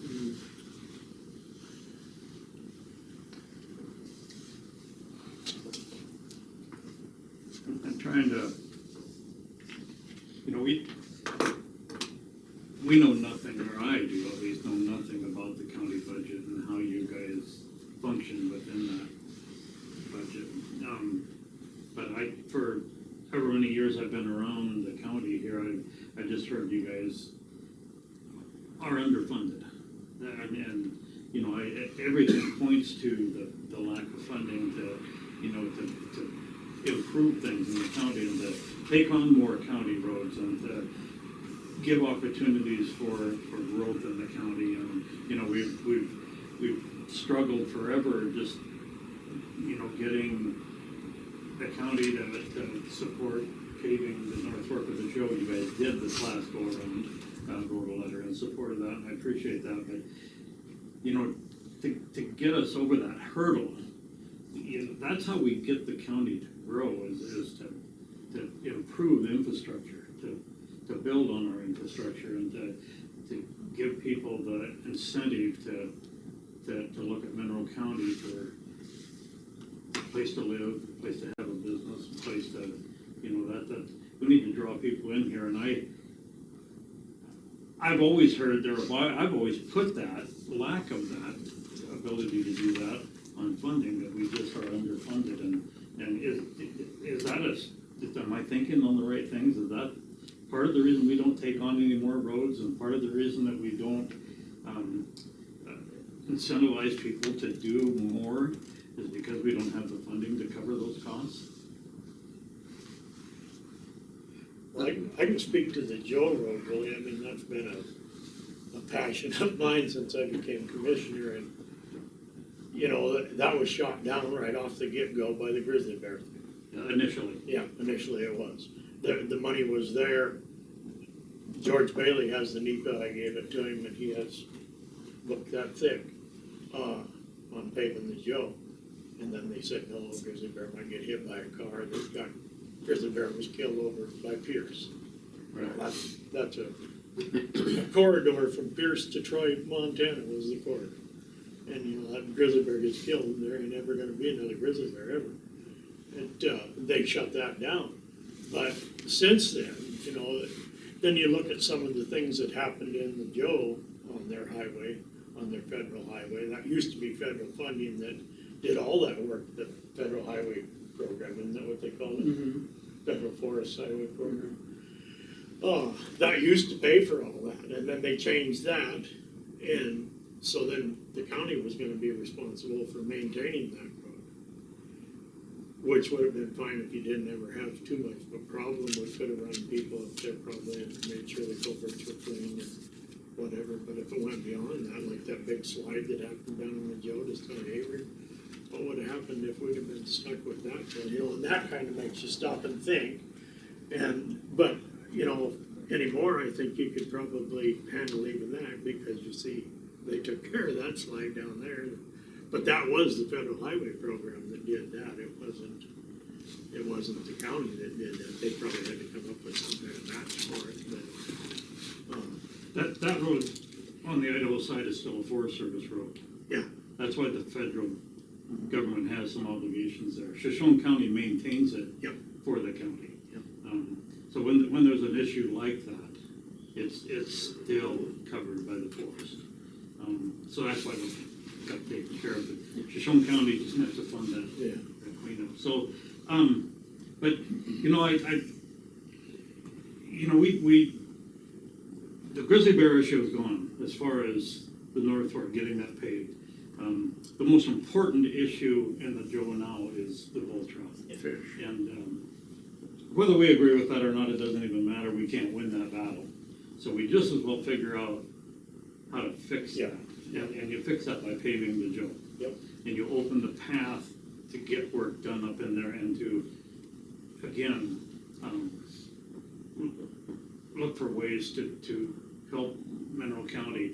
I mean, if you, all you have to do is drive over top of the Joe, over top of the pass there, and the traffic, the difference in traffic is horrendous. Those people are running up and down the road over there, and not just a few, but in big numbers over there on that side. And they never drop over this side because it's dusty, it's rough, it's washboardy, and you know, again, that's just, for me, that's always been, I'm like you, Dwayne, that's been a passion of mine forever, and I know all the issues of getting it done. The most recent thing that, you know, we applied for that flap grant the second time here, just a year or whatever it was, I think a year ago. Cost us $5,000, that was the collaborative that did that. Cost $5,000 to write that grant, that's the second time we've done that. And the answer we finally got back was flap dollars can't be spent on a Forest Service road, it has to be a county road. But if the county can't afford and isn't willing to take that on, and I understand all of those things, then again, we hit a roadblock that stops any progress looking into the future, and I just think that's a mistake for us to just do that without looking for some options, and if flap dollars can be made available and we can make that a county road, and we just don't do that because we're worried about how we're gonna fund that, then we better be looking for funding. That's just my point with the whole thing is here. And not just you guys. You guys are, you don't have all the time in the world to go out and chase this stuff around, but we've got how many people live in Mineral County, and if they get on board, not everybody has to do all the work. But a few, it's always a handful of people that do the work, and that's fine, as long as we get the work done. And that's what I'm here for, as far as what Ken and I are doing, is to look for those opportunities to look into the future for this county. And I have two grandsons that are planning to move to Montana, hopefully in our area.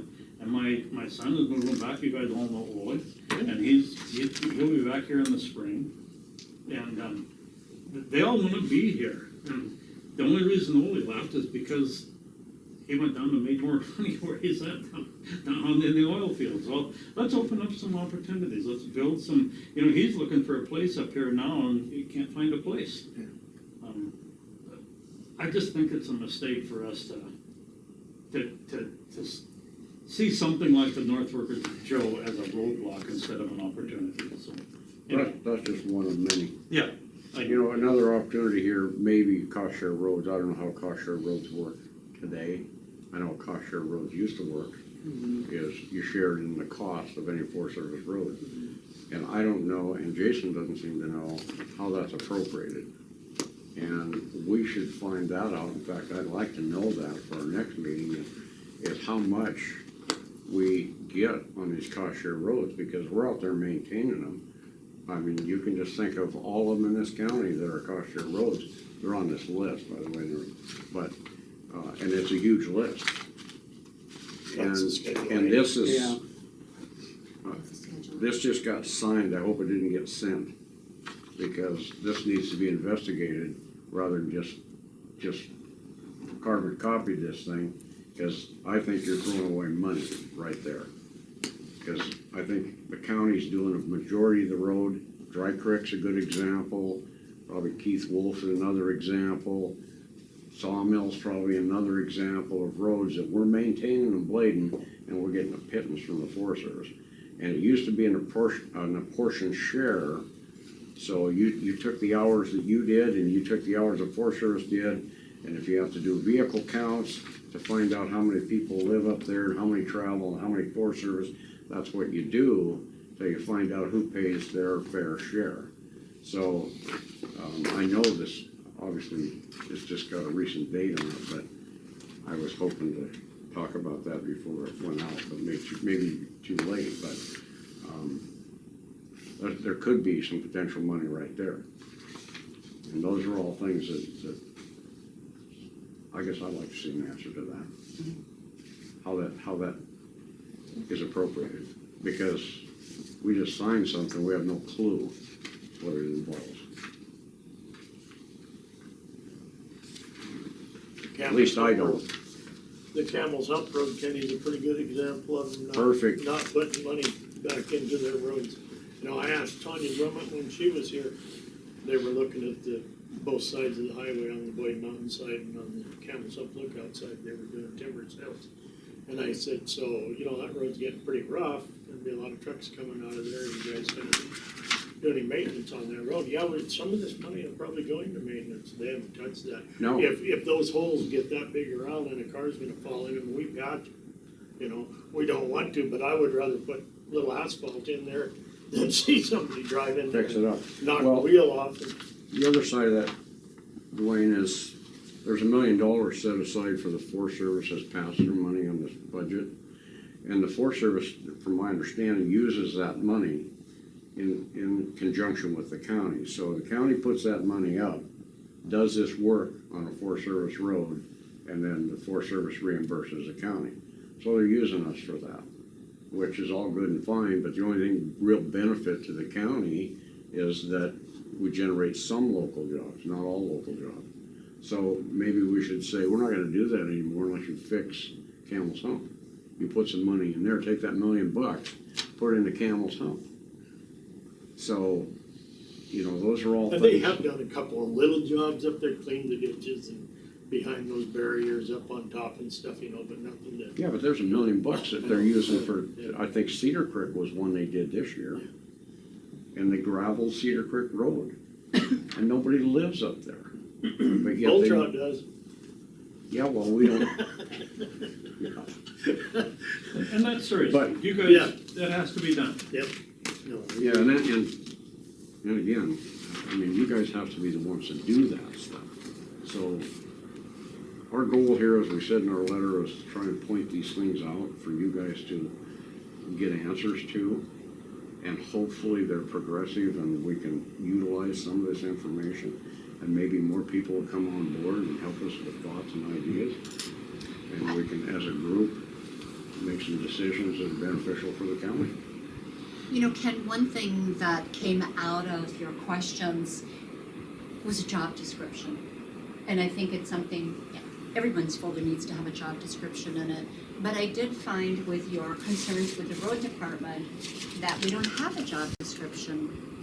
And so I did bring it up, I've got it for everybody, and so I think a step forward is going over that job description and getting one that fits the needs of our county. Okay. So, Which is gonna be interesting because, you know, that's another thing that I have. And so there, when we do these subdivisions, it's my understanding that we require signage. And their signs clear up these drainages where there's cabins and things of that nature. So who maintains those signs? When they subdivide, obviously the county put the money up somewhere, somebody did, to put all these signs up that say Courtsmouth Road or Sawmill Gulch or all that. Because now some of the signs are faded, some of them are gone, some of them are shot full of holes. So I asked Jason, who maintains the signs, said, well, we're supposed to. he's driving a snowplow every day.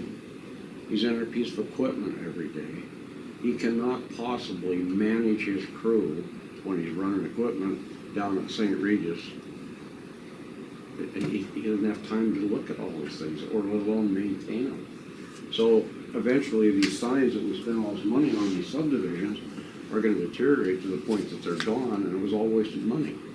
Somebody has to look at that, somebody has to replace them, so it's a lot bigger job. So when you start writing the job description, I think there's gonna be a lot goes into it, and it makes it really difficult when you run 4 or 5 guys, which historically we've done here and got by with it fine, but we're a growing county and things have changed.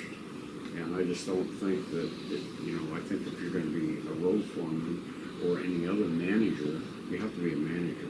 Maybe be a fill-in operator, but not every day in a snowplow or a grader or an excavator or something.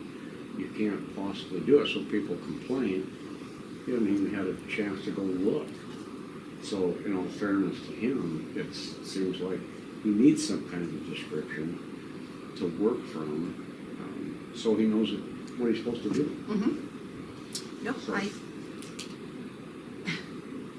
I have to second that, because we all need a job description, and it needs to be pretty clear cut what we do.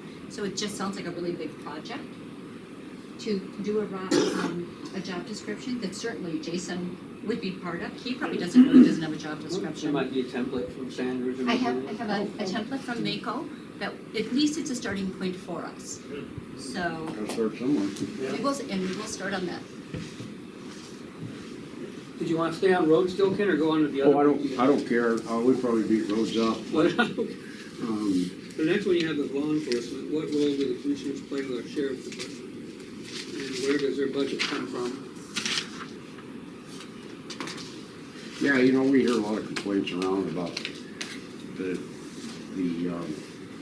well, I used to hear a lot of complaints about the sheriff's department spending all this money and they're the highest paid and whatever. I know nothing about that when the first guy to say that. So these are questions. I know nothing. But I will say we finally look like a sheriff's department. And how that happened, I don't know, and it doesn't matter. At least I can tell you that just a few years back, a couple of years back, I had the deputy come out to inspect a trailer that needed a license. And he came out and he went to call in on his cell phone, and he couldn't get a service to call in to check the PIN number. So he got out his radio and he couldn't radio in. I said, what would happen to you if somebody had a gun to you out here? I mean, you're all alone. You don't have radios. You don't have cell service. So anyway, that got me thinking about when we were in the logging days, we all had radios. We could talk all over this county. But our sheriff's department can't talk from courts to Superior. So that was a question for me. And at that time was when all the cars were broke down and were parked all the way around here. Looked like the towing yard. And so we've come a long ways, but there's always a problem with wages because other counties pay more. There's a problem with housing. I talked to Ryan just recently about how guys find housing. It's tough. People don't come here because, and it's not only sheriff's department, it's lots of other places. Teachers can't live here. Yeah. So then what do we do? So some thoughts are, and I brought this up once before and it got shot down, but I gotta back up. Who owns a hospital?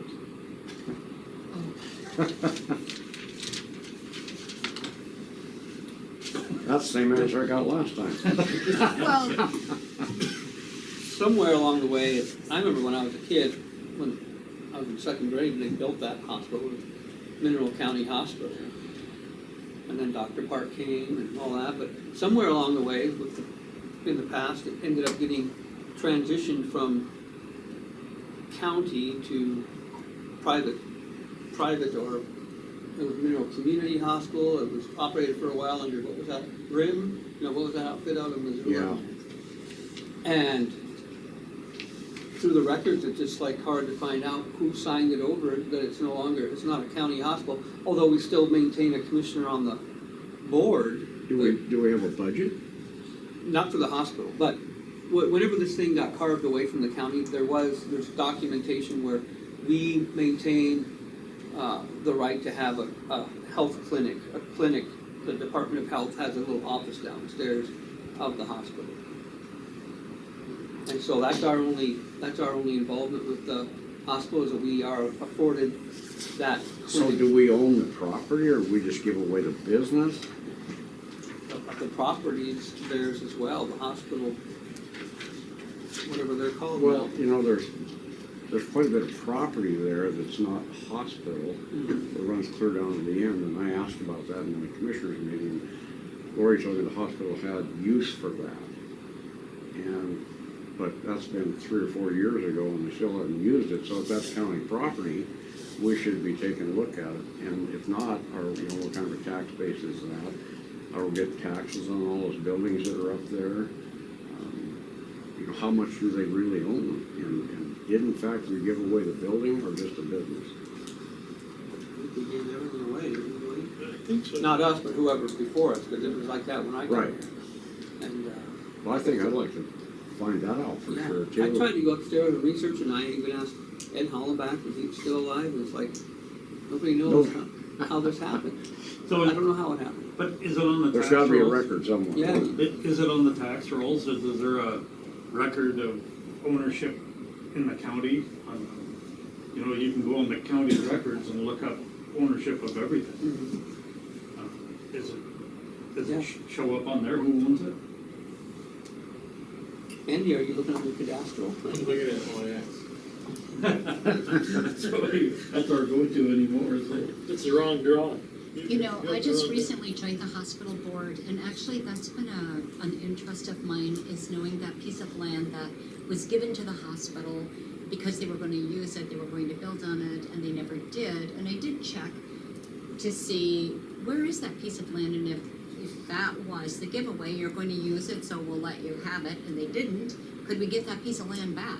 If there's a time frame they didn't do Right. something with it, belongs to the people in Mineral County. Or was it just outright given to them, I think? And we didn't have an answer to that, but I have that on my list to ask. Now that I am a hospital board member, I think I can get the answer to that, or at least find the path to the research.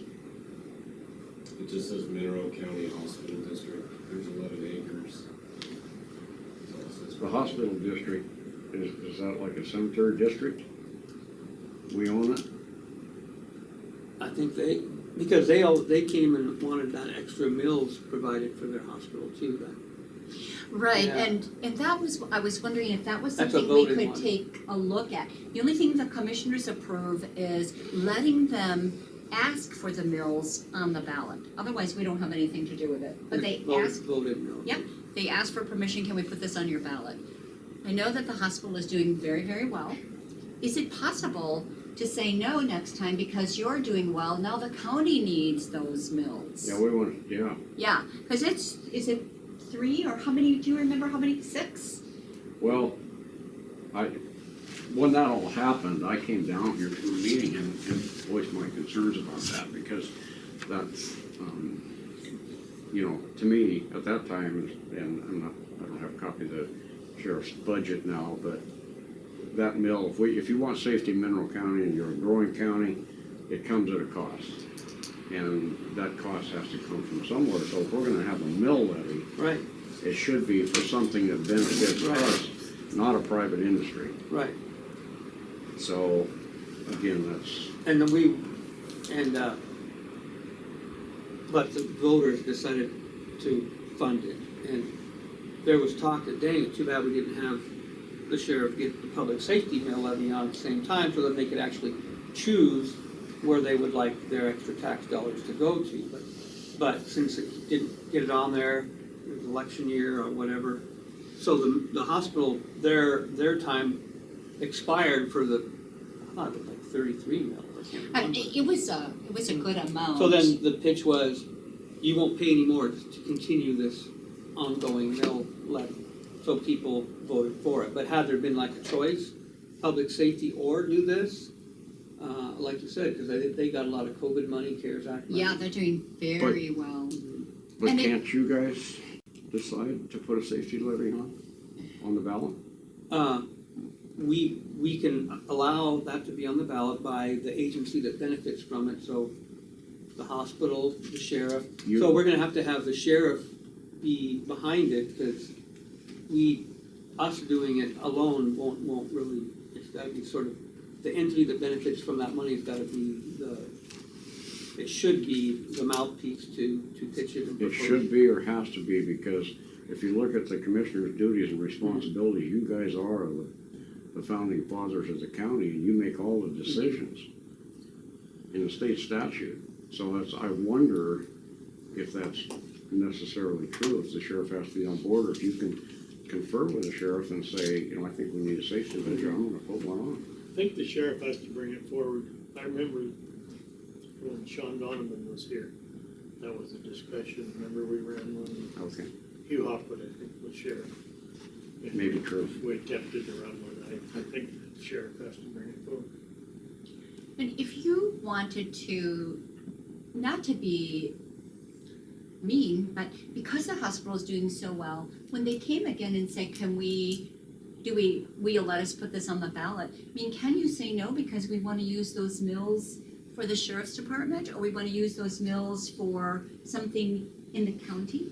Those are voted mills, so they weren't the county's mills. These are additional mills. Well, So we can't say no, because we're gonna use those 33 mills for something else, because they're voted on. okay, so you could say no, though, that we're not You gonna. could say, no, we wanna not let the We're public gonna- decide. That's Yeah, what you'd be can- doing. yeah. You'd be saying, no, we don't want the public to decide that, which can create a problem right there. Why are you saying that people don't have a voice? Well, I remember in researching the year that the commissioners gave those mills to the hospital. We didn't give them, they're voted upon. Well, okay, so then I remember when it was first said, you can get on the ballot too. It's just like if the ambulance decides they want to increase for the ambulance board would come and say, can we put this to increase Superior ambulance? It's not a part of the county, it's not a part of our mills, it's them just putting it on the county-run election ballot. And that's what the hospital did. So, yeah, we could say no. Okay, We control who puts things on the Yep. ballot. However, why would you say no to a request from a hospital board that says this is a critical need in this county? If you don't have a good hospital, people won't come here and develop and live. Why are you not letting people just decide? Why are you being stubborn about it? sure. So the fact that, it's pretty much a given that every year they can go ahead and do that. And I'm not saying they shouldn't, I'm just asking you, because I am just looking to see, so I you think- couldn't just give those mills and put it on the ballot for the sheriff's department? So, every department head, sheriff's department, road department, whatever, should ask you for a mill every year. And let you decide which one gets it. That's the answer to giving it to a private entity. Or giving them the entity and say, Yeah. no, because at some point you have to make that decision. Are you gonna have 10 mill levies on the ballot? Or are you just gonna say, no, I'm just gonna do the sheriff this year or whatever? I mean, that's the question, because it's no different than just telling them no, not letting the people decide. So I would encourage everybody to ask for a mill every year then. Otherwise, we're just gonna give it to the hospital board every year. That doesn't really need it, from what I hear. So. And unfortunately, so it we're was a 10-year levy too. Okay. Oh, what? I think it was a 10-year levy. Whoa. Because previously it was a 10-year, the 10 years But it's expired, a couple of so they renewed it again for 10 more. Well, see, that's what happens, so that's where people, like in Missoula County, they've done that a lot. They've allowed all kinds of mill levies on their ballot for open space, hockey rink, library, the indigenous, whatever. So then when people vote for it, their taxes go up, then they accuse the commissioners of raising their taxes, forgetting that they voted upon themselves. So I'm just saying that if we run too many mill levies, then pretty soon everyone's gonna start saying, they're gonna think that we're making their taxes go up. So we have to be careful on it's gotta be, to me, it's very critical. The public safety levy needs to happen because costs are going up just for law enforcement. Not only is it just normal costs that go up, but also because there's mandates that come down. Like you mentioned, the radios, we have to invest in better radios, officer safety. You don't wanna get sued because you're not providing adequate transportation vehicles, good tires. You don't wanna get sued because people didn't get a response, then the state or the feds will require cameras. When I went to work, you just raised your hand and said it happened. Now that nobody believed you unless you have an in-car camera and a body camera and 5 people that saw it. So law enforcement is really expensive. So I think we really do need, and there was talk when the hospital board came here that, gee, maybe we should say, no, we're not gonna allow it on the ballot because we have these intentions of asking taxpayers to fund something critical. But some of the hospital board people thought, I remember Lori saying, I don't know if we should, and she just got attacked for not letting the people decide. Well, and that's our fault as concerned citizens for not defending that position, I guess, but it's certainly appropriate to say no for that very reason, I think. If it was something we could point to and say, this is the reason why, but it hadn't developed, it wasn't even near. But that gets back to being reactive. You're waiting for these guys to come forward when you guys can go out there and say, hey, why don't you think about a safety? Well, except what Dwayne said, I'll have to look into it if we actually can, but John Donovan told him that it has to come from the entity or the department that's benefiting from the dollar, so we'll have to look in and see if we. I have it written down. Yep, we'll look, I have that written down. Yeah, We'll look that's a into it. good question for them too. Maybe that's changed. Because we as commissioners Yeah. know that it's definitely needed, Ken. Yeah. I mean, we can't, we hemorrhage every year. The one good I thing know. is the jail made like $78,000 this year to help offset some of the sheriff's office side, but we need a public safety levy big time so we can pay people accordingly and fund the department accordingly. And we need to look elsewhere to see if there's federal funds that can help us. Well, that's why a lot of these improvements you saw, the cop cars and other things, the radio, the cameras, the current sheriff did get CARES money that he applied for and received, and then this COVID money, and so a lot of stuff. The body scanner was funded by the federal money, so there have been a lot of good improvements to make things safer for the officers and in the jail, which we could not ever have come up with that money on our own. Mhm. But yeah, we're gonna be able, we need to sustain it. To sustain and maintain it, we're gonna have to have some. How much time do we have? Yeah. 10 more, well, We're actually, unless the public doesn't care to comment. 11:30 is public comment. it's 10 minutes from now. No, but we can say it, then we have a Yeah. comment, then we can keep going. Okay. Is this, are we in a public comment period? No, yet? Not yet. 10 minutes. I want to talk 11:30. Oh, okay. So anyway, yeah, those are areas that I think we need to see where we can find funding and see if we can get some. Can I back up? Sure. To law enforcement. How are they funded? I mean, the levy is one thing, but how are they funded otherwise? The That's all. county, All the county money, and that money comes from what source? Is that the taxes, property taxes? Is there any other money that plays into that? no, like I said, the SRS money is strictly for Right. the road. And then historically, that's why we need a public safety levy. Whenever the sheriff's office goes in the red, the one federal funding that we do get that we can move around where we need it is the PILT money. And so typically we take the PILT money to backfill the red in the public safety. Okay, so there are county taxes that I pay that go, a portion of that goes for that. Who makes a decision on how that gets split out, how those county taxes are split out? Whether it goes to schools or it goes to, Oh, well, we don't decide the schools, the state dictates so that. none of the county taxes go to the school then? Well, when you write the check to the treasurer, let's say your tax bill is $2,500. $2,000 of it goes to schools. That means university, K through 12, the VOTEX, And the state and then we decides get $500 to give 110 to the sheriff, 50 to the district court, 40 to the library, blah, blah, blah. that. So, is that something that's consistent when those taxes come in every year and it goes to the state? Is there a percentage every year that's consistent? Do you guys have a way of knowing what they're gonna take out of that and send you back? So when they do, they tell us it's in the form of the value of a mill. So like, and I can't remember how many mills we get. So when I gave the example of the mill shutting down, we went from 12.6 to 12.3 or whatever.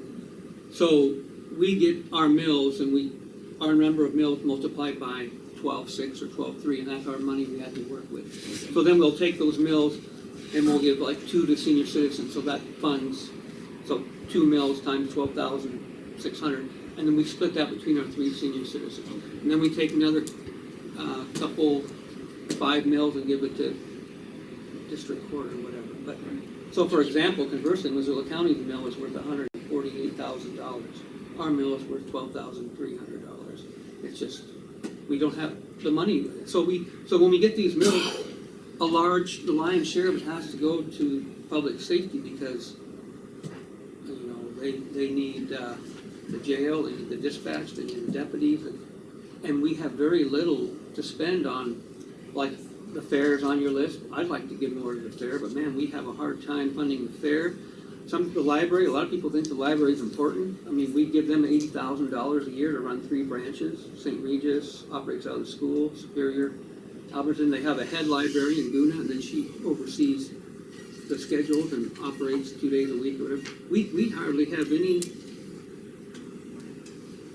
money for these other programs because law enforcement is so expensive. So the reason that I'm asking those kinds of questions and the reason that we have them in the letter is, you know, I fully intend to be standing in front of the governor, in front of our senators and congressmen and telling them that our county needs more money somewhere, sometime. And, but without knowing what you just explained, I can't go there and say that.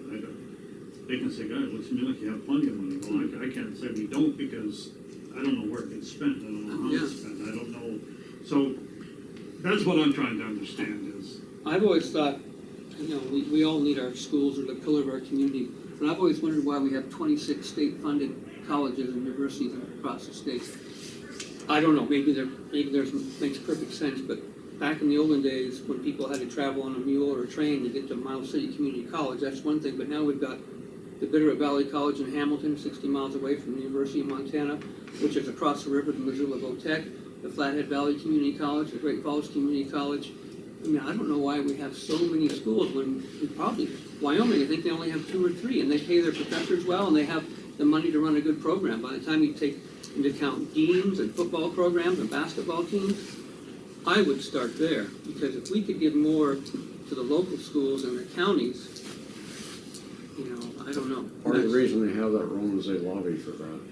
Well, and it creates industry. I mean, that's part of the economy. Right. I mean, that's. And you know, that, just what you talked about is another reason to get that Department of Revenue guy here to answer these questions. I mean, if we're surviving on that little bit of funding, we just talked about, you know, the number of new houses that, you know, go a couple of years before we see tax dollars, before they even get a tax bill. Another thing that used to be, when I was in construction, if your equipment was in Mineral County at the end of the year, you paid taxes. I'd see these highway guys park their stuff here all winter long and not one dime of tax be paid on. And law enforcement, when I was on the highway patrol, that bothered me too, Ken, and I'd go out and I'd tell those guys they had to get their taxes or their SM plate or whatever.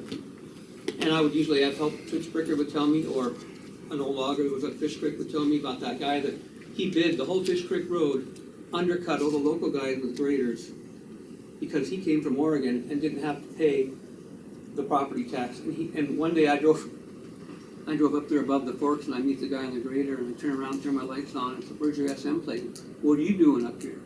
He came down and he had to pay property tax on that $300,000 cat, and he was ticked off.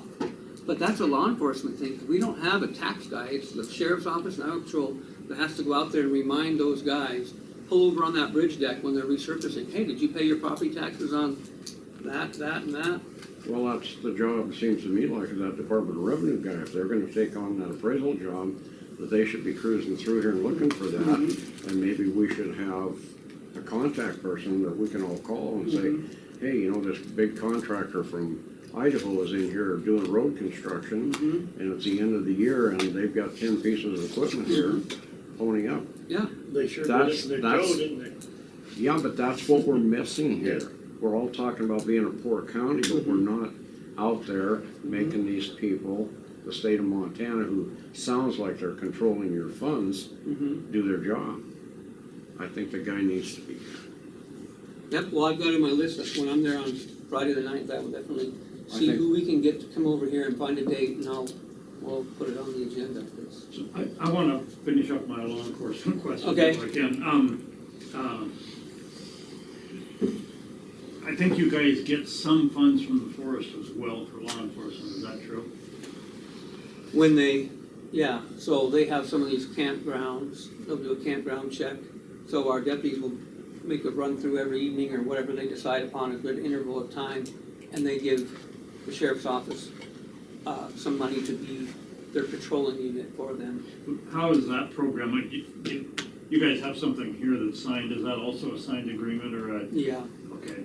and I can't remember, do you remember what the amount is, Ryan? I don't remember. $8,000. What's that? $8,000. $8,000 A year? to Trout Creek and one other one? There's a bunch of them. Oh, the rest area? We do Cabin City, we do the rest area, we do Trout Creek, and then we do Slow Downs. But, I mean, Cabin City takes up a lot, it's kind of out of the way to drive from Superior to Cabin City, it's not cost effective for us, but Well, that's one of the things that we've been talking about here, same with the cost share on the roads and cost share on these campgrounds. Same thing, I think, you know, we're throwing money away here when it should be, you know, 5 times that amount of money, you know, the cost of fuel, the cost of wages. So, I think that, So we could we try to increase that. I mean, just like the other contract monies we get for the sheriff's department, of the incorporated towns of Superior and Alberton, rather than have their own police department, which long ago Alberton had a town marshal, they paid for it all. But now they're being kind of just contracted to the sheriff's office to be their police department. So, what do we get from Superior, the city, currently this year, 80-some thousand? It's basically one deputy's salary per year. for what, what'd you just say?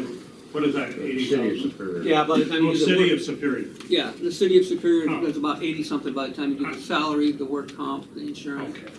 And maybe the car is figured in there. They own one of the cars. They own one of the cars. And then Alberton has something similar, but since they're smaller, it's probably half that. 35. I think it's $2,500 a month for 20 hours. Our obligation is 20 hours a month for patrolling Alberton. Is that something you can, as a resource manager, talk to full service about? Yeah, I think that would be Or in, revenue, because I think that would be in my job description as a resource manager. I think anything to do with the forest and funding and those kinds of things, I would believe that would be, that's why, that was why I was an interest in that. yeah, because I think that's potentially another way to get some cash in here for a sheriff's department. But, well, it's 11:32, so I'll just stop for a moment. Does anybody in the public have public comment? Otherwise, we'll continue on with the, I would like to talk about okay. the same issue. yeah. Okay, go ahead, ma'am. I have a question, when you were talking about the hospital, the property up there. Is that include the property that Superior Area Ambulance is on? Right on this one. And is it true that Superior Ambulance, a private profit business, gets free rent? And why? Yeah, I don't know. I'm sorry, Juliet, could you repeat that? Superior Area Ambulance is a private for-profit business. Do they indeed get free rent, and is that part of the hospital issue? I have not heard that as a hospital issue. I have been asked if the county contributes at all to the ambulance facility, and I was told no. I don't think we do. our tax money does not go to So that. the county or the city do not own that City, land? I can't talk about the city because I don't know. And is the ambulance on county land, the ambulance barn, or whatever you call I it? think it's just outside the city, isn't it? I'm not sure. I know that, No, I think it's in the city. Is it? yeah, so Brenda Schneider would be the one to talk to about that. Just a Superior Volunteer Fire Company. Which is the ambulance service. They own That straightens that out. Ask and you'll get the answer. That's my job. Go ahead, Lane. Okay, first, I hope that you've been following what's been happening with the writ of mandamus in district court. And the problems that Mineral County has with the sheriff's office and the county attorney's office. And we have been working with the county attorney's office and somewhat with the sheriff's office to see needs that need to happen right now. I have also been speaking with the Department of Justice, and earlier I heard you talking about like the progress the sheriff's department's made. There's no progress. In fact, in the last 2 years, what has happened is a complete disaster when it comes to the justice system. I saw an email recently where essentially the sheriff has checked out. Never that he ever checked in, but he's totally checked out. And there hasn't been a transition to allow the new sheriff to start a progression into a new era, because that's what's got to start here on it. And you need to see that either he's here to transition this over or immediately allow Ryan to assume the duties of sheriff, because if you don't, the situation is really, really grim. And it is imperative, one, that you get the county attorney additional help right now. There is such a backlog of cases and civil rights issues that are presented there that there is no way humanly possible for Deb to do that job. She is dealing with the chaos that the sheriff created by his hiring practices, and which then resulted in officers' actions, so that every case that existed for the past 3 years is now subject to review. So you need to immediately look for a well-qualified county attorney to come in and deal with these backlog of cases where civil rights issues are involved, particularly crimes that have gone uninvestigated, including rapes, molestations, things like that that are just heinous that they haven't been addressed. And that falls at the sheriff's feet on it. And the fact that he's written a letter saying, you know, I'm out of here and you can get a hold of me by cell phone, but yet isn't turning over the reins isn't acceptable on it. But Deb needs help, and desperately. And I'm leading up to why this is important. You need to do it now, because when the Department of Justice, if they get their teeth into you, you think you have budget problems right now, they will command you and make you do everything they need to bring this place up to code. Recently, we had the death in the jail on it, and that's, with regards to it, that's the second one in not too long. That's going to prompt a review for sure by the feds to come in and inspection. I understand we're short-handed in there, but you're going to need to spend the money to see that that is staffed. What I think you guys have to realize is this, is if you pay someone an extra $4 an hour to get a quality person that will stick around, that does you way more good, and it does the community good than hiring the cheapest that's going to be in and out of here as soon as they get their badge. Our goal should be to pay what it takes to keep a person here, to raise a family, because if they're raising a family, those kids go to school here. It creates economy for Darlow's all around. So the extra money that you spend in an hourly wage is not very much compared to the benefit in which you get to our county. The sheriff's office immediately needs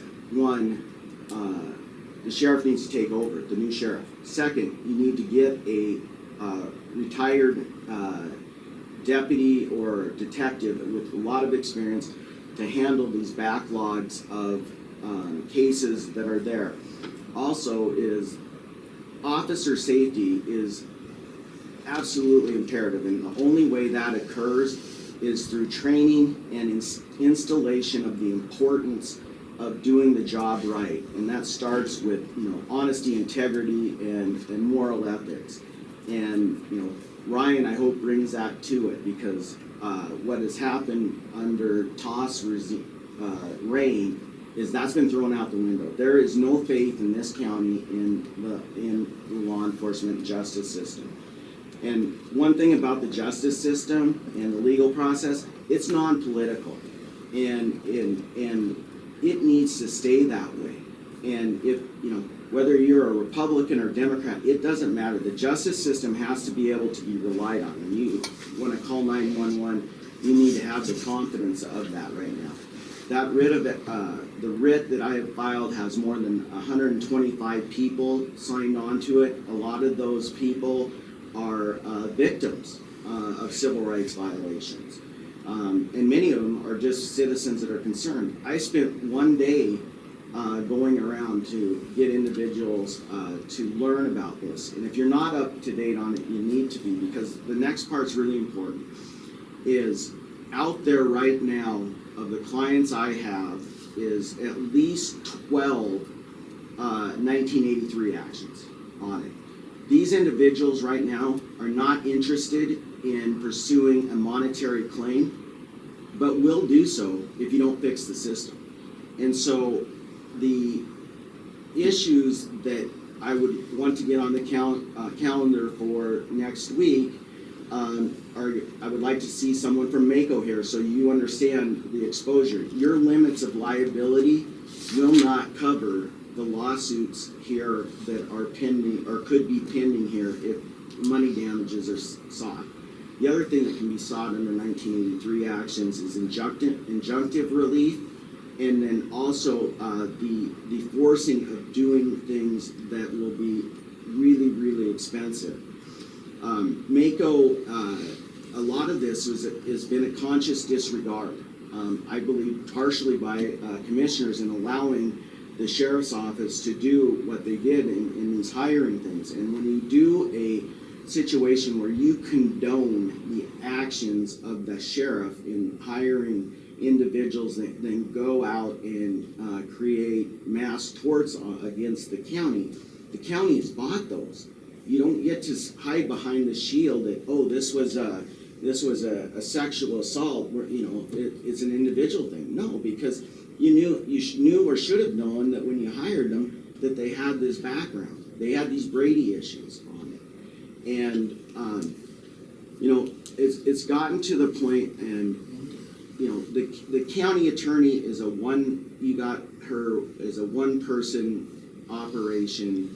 And the numbers of cases that are coming through that office right now justifies 3 county attorneys easily on it. And you've got Wally as a half-time, who's an attorney, but is not doing, what, to my knowledge, any of the criminal cases.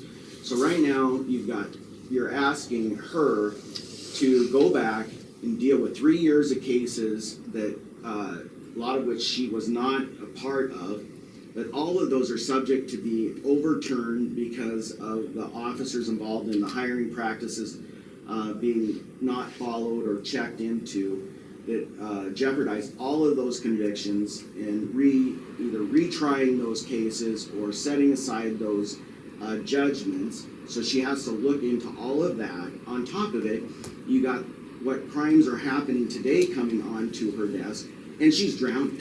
There's no person, I don't care who you are, you could have the best county attorney here with the most experience, they can't do it. And likewise, in the sheriff's office, I see what I think to be a good core of young deputies, but the current training and the atmosphere that was created by Todd is absolutely the wrong thing. It's like having a young pup. Whatever you teach it when it's young, it's gonna be in the future. You want it to be mean, it's gonna be mean. If you want it to mind and do things right, you're gonna teach it. Well, right now is the opportunity to get that, because everything has to change now. It can't. It cannot go on. You will not be able to afford the people, if they all decide to file 1983 actions just based on the Brady violations, the orders from the district court, the justice court, the records of hiring and actions there, your liability is shot.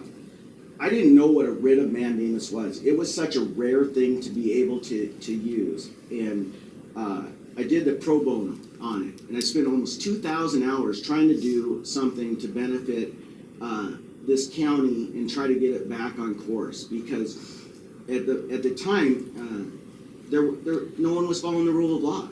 No one, I mean, you had a sheriff say on the stand he doesn't review the police reports. They're big boys, they can type them up, and I don't need to look at them. Well, you get a young deputy that doesn't know what they're doing, they say, well, maybe I can make up facts for a stop. Maybe I can stretch this and do this. And maybe because they're black, I can just pull them over.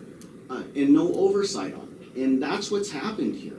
And so I think immediately you either have to have Todd here and doing his job, or instruct him, pay him, who cares? Good riddance. But at least let this new sheriff start a policy, because it has to change right now. The writ of mandamus is my attempt to gently say to you all that you're gonna do these things to make it better. And I understand money's tight, but when the federal court or federal agency comes in and says you spend it, you will do it. I've had Missoula County recently on a case where they didn't pay wages, had to take out a bond for a judgment levy on it. And rather than do that, and I don't want to have to sue the county on these 83 actions, nor do my clients at this point. But if it comes to it, we're gonna do it, because number one in the commissioners is in the county residents is they have to have public safety. It's number one. You take a look at Lake County, they're right now responsible for Public Law 280 that eats up 70% of their budget, and the rest have to survive on that.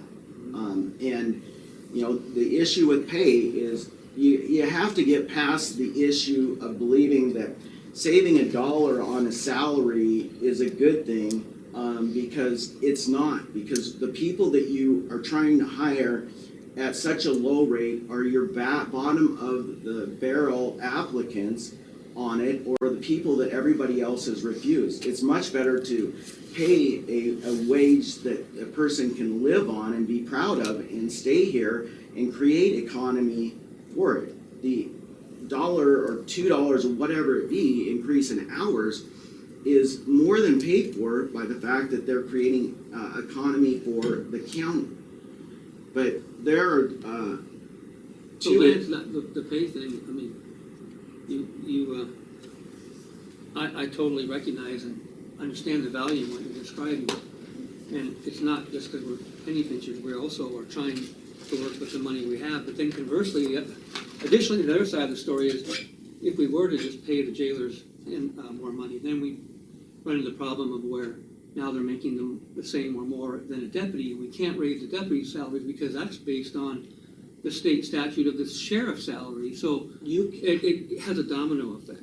Yes, and I recognize that, but there are ways to address that. Butte Silver Bowl has done it on it as well. They have a system where they're not deputies, there's officers of Butte Silver Bowl that act as deputies that allows that pay matrix to be adjusted. Is that also just because they're not a true county, they're a combined city-county?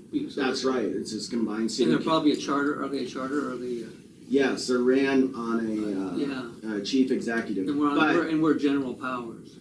that's true, but it doesn't mean the deputy salaries are governed by statute. It says can be these numbers, but it also says it can be more on it. I mean, it doesn't prevent from being above it, it prevents from being below. On our wage claim is essentially it has to be these things, but you're not prevented from having a deputy. I mean, a lot of the sheriff's deputies in Missoula make more than the sheriff. And that's probably why he's suing now. No, he's suing because they were paying all of the elected officials more than he was getting Oh, on it. But so he's okay with deputies making more than him, the sheriff? well, he doesn't like it, but it's a way to keep the staff as good as they have on it. And you know, that's the thing here is, you know, you look back to the days of Mickey O'Brien on it, and you know, you had lifetime deputies for the most part living in the area. You look at the highway patrolmen, most of those guys, you know, are able to make a living and be able to afford rent. The problem Mineral County has is, you know, it is 90% the cost of Missoula is now. So you need to be matching, you know, to me, a deputy salary needs to be 90% of what a starting deputy makes in Missoula on it. And I get that the numbers aren't like what you want to hear, but it's just a fact, because the situation that is now before you between the writ of mandamus and the potential of 1983 actions and the Department of Justice. I mean, I encourage you, call Fred Van Valkenburg and ask him and talk about what it was like when DOJ got involved on it. It is, you'll have to do bonds whether you like it. You better be proactive here. And I'm telling you, because they're looking at it right now, and they're gonna be coming out and looking at your detention center, they're gonna be looking at the sheriff's, they have all of the information related to the Brady stuff on it, and that part of it, you need to be proactive.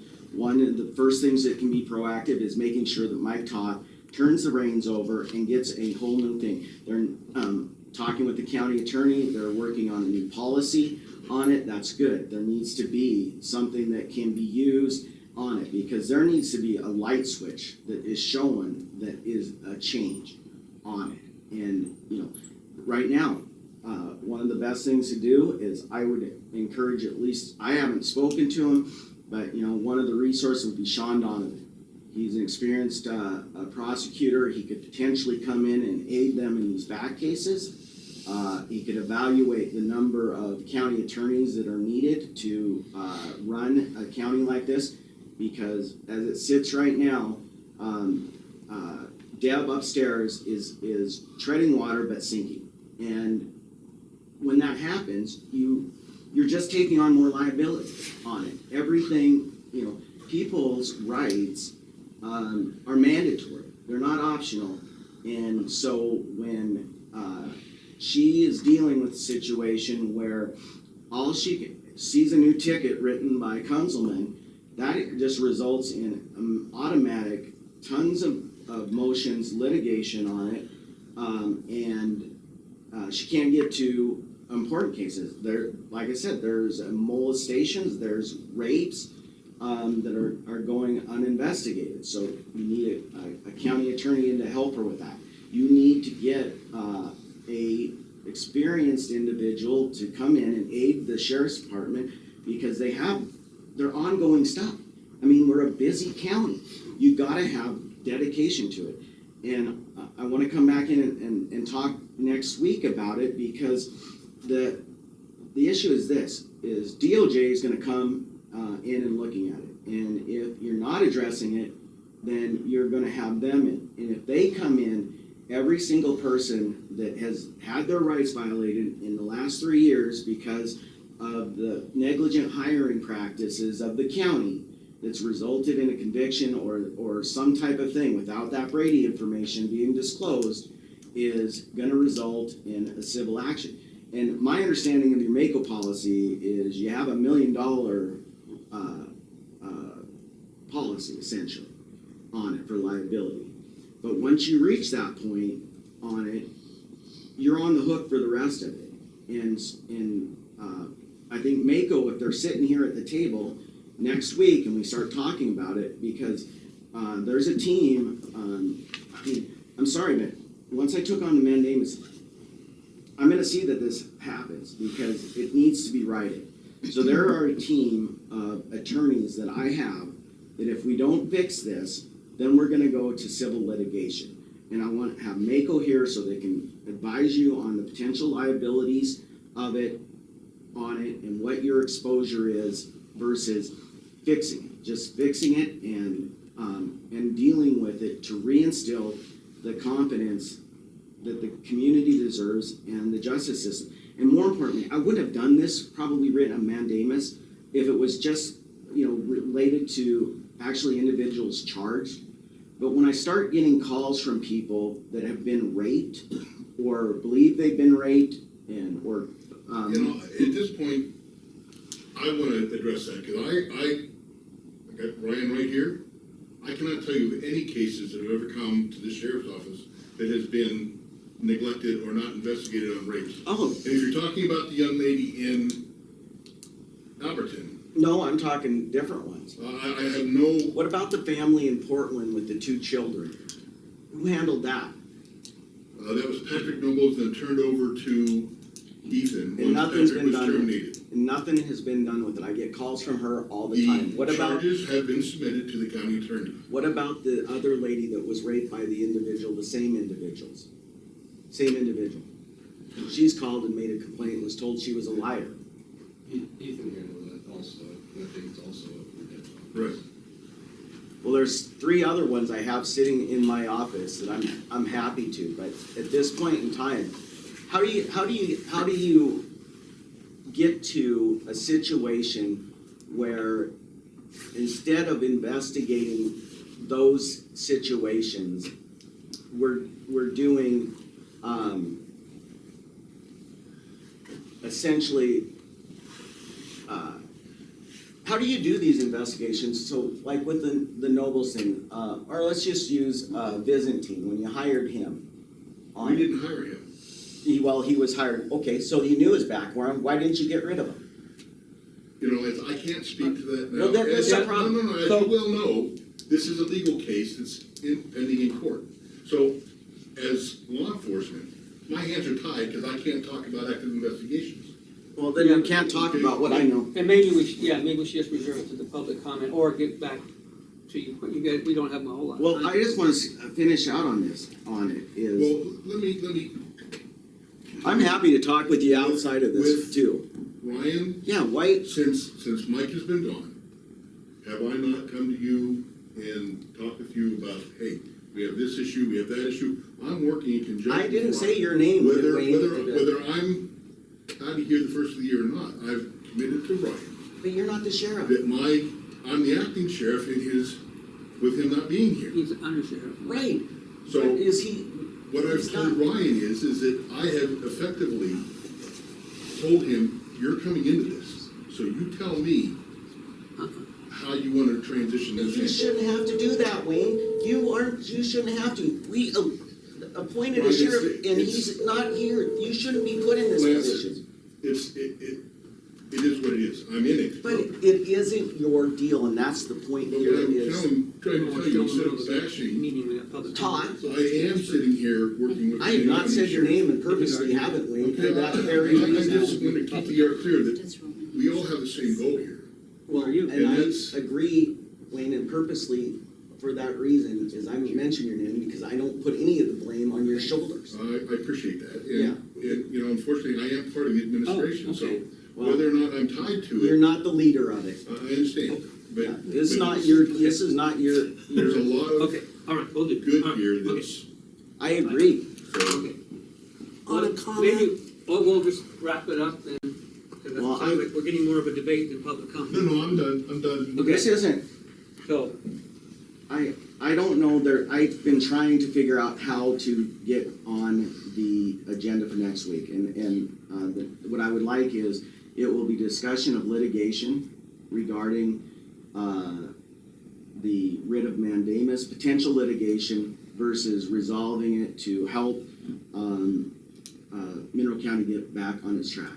I'd also ask that, because I'm going to ask all of my clients to be here, that we do it in a larger forum for them so that they can be present for it, because they're really the ones I'm here speaking on behalf of.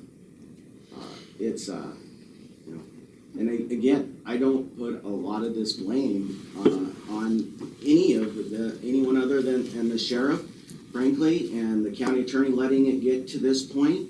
But ultimately, I look to you three, because when this situation has gotten to where it has on it, I mean, you all knew that Mike Toth was not spending any time here.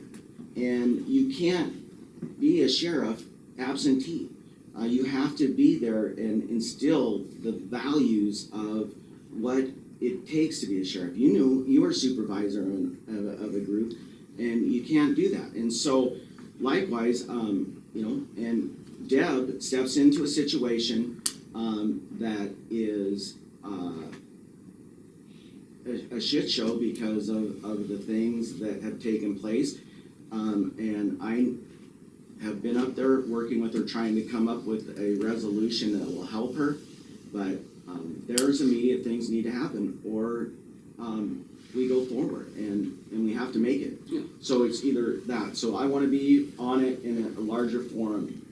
And I do want to address the agenda. So I pulled up the calendar to see what we have available. 2 issues though.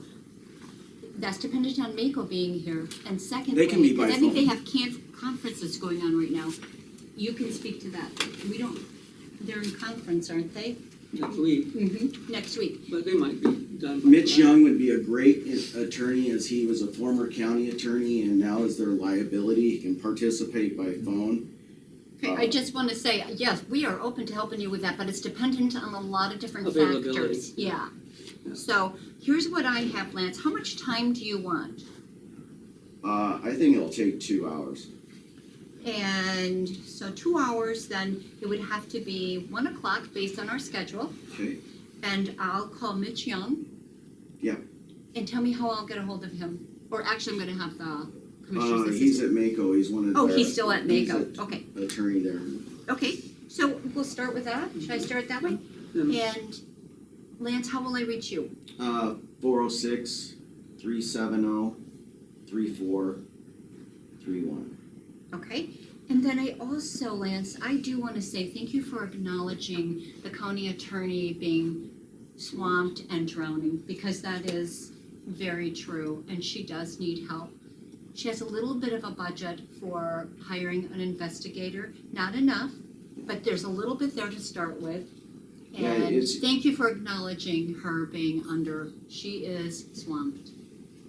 Mr. Verley, I just been sitting here listening to all this. I just have a question about the sheriff. Isn't in fact he's not here, he's not an active I sheriff, wasn't- and Wayne is I acting wasn't as aware. an under sheriff, and we're still paying this guy and he's an appointee? Is that what I'm hearing? Yes, it's correct. He sent a goodbye, basically a goodbye email. He's available by email. I didn't see the. I didn't either, I didn't get one from Yeah, him. we don't. So Yeah, why are we keeping he this sent guy an on email board and on not 16th. moving forward? So, I had this problem when we had a clerk and recorder that didn't show up for work here and was working in Stevensville or something.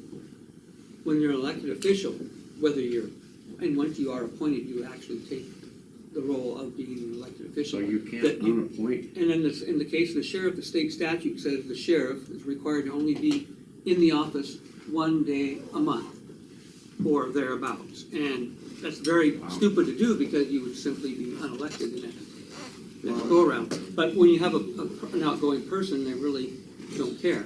Yeah, Roman, I think that statute's gone. is that statute gone? No What's it longer- say now? It doesn't say anything. Oh, it doesn't say It anything. just says he has to be a But resident. But an elected if nothing- official, Yeah, Uh, but if, at all, we if can't- nothing else, you can command him to be here next Friday. I tried to command our clerk and recorder and got this. Well, you can. And I tried to find out from ACO if I could do anything. They said, nope, they're elected. The only downside is that they probably won't be reelected. Well- Or you can control their budget. And it's not very good for us to now go and cut the budget of the sheriff, because that hurts the public. So, Well, there's the other way, and you can Right. talk to the county attorney, but you certainly can subpoena him to be here. The second thing you can do, though. what do you mean subpoena him to be here? You have the ability to subpoena him to be wherever. A county attorney has the ability to make a person appear In on court, it, so. not at work. No, he can make a person appear for a deposition. I can make him appear for it. He's gonna be here he's scheduled to be here for upcoming deposition. But there's certainly that. But the other more important thing is post.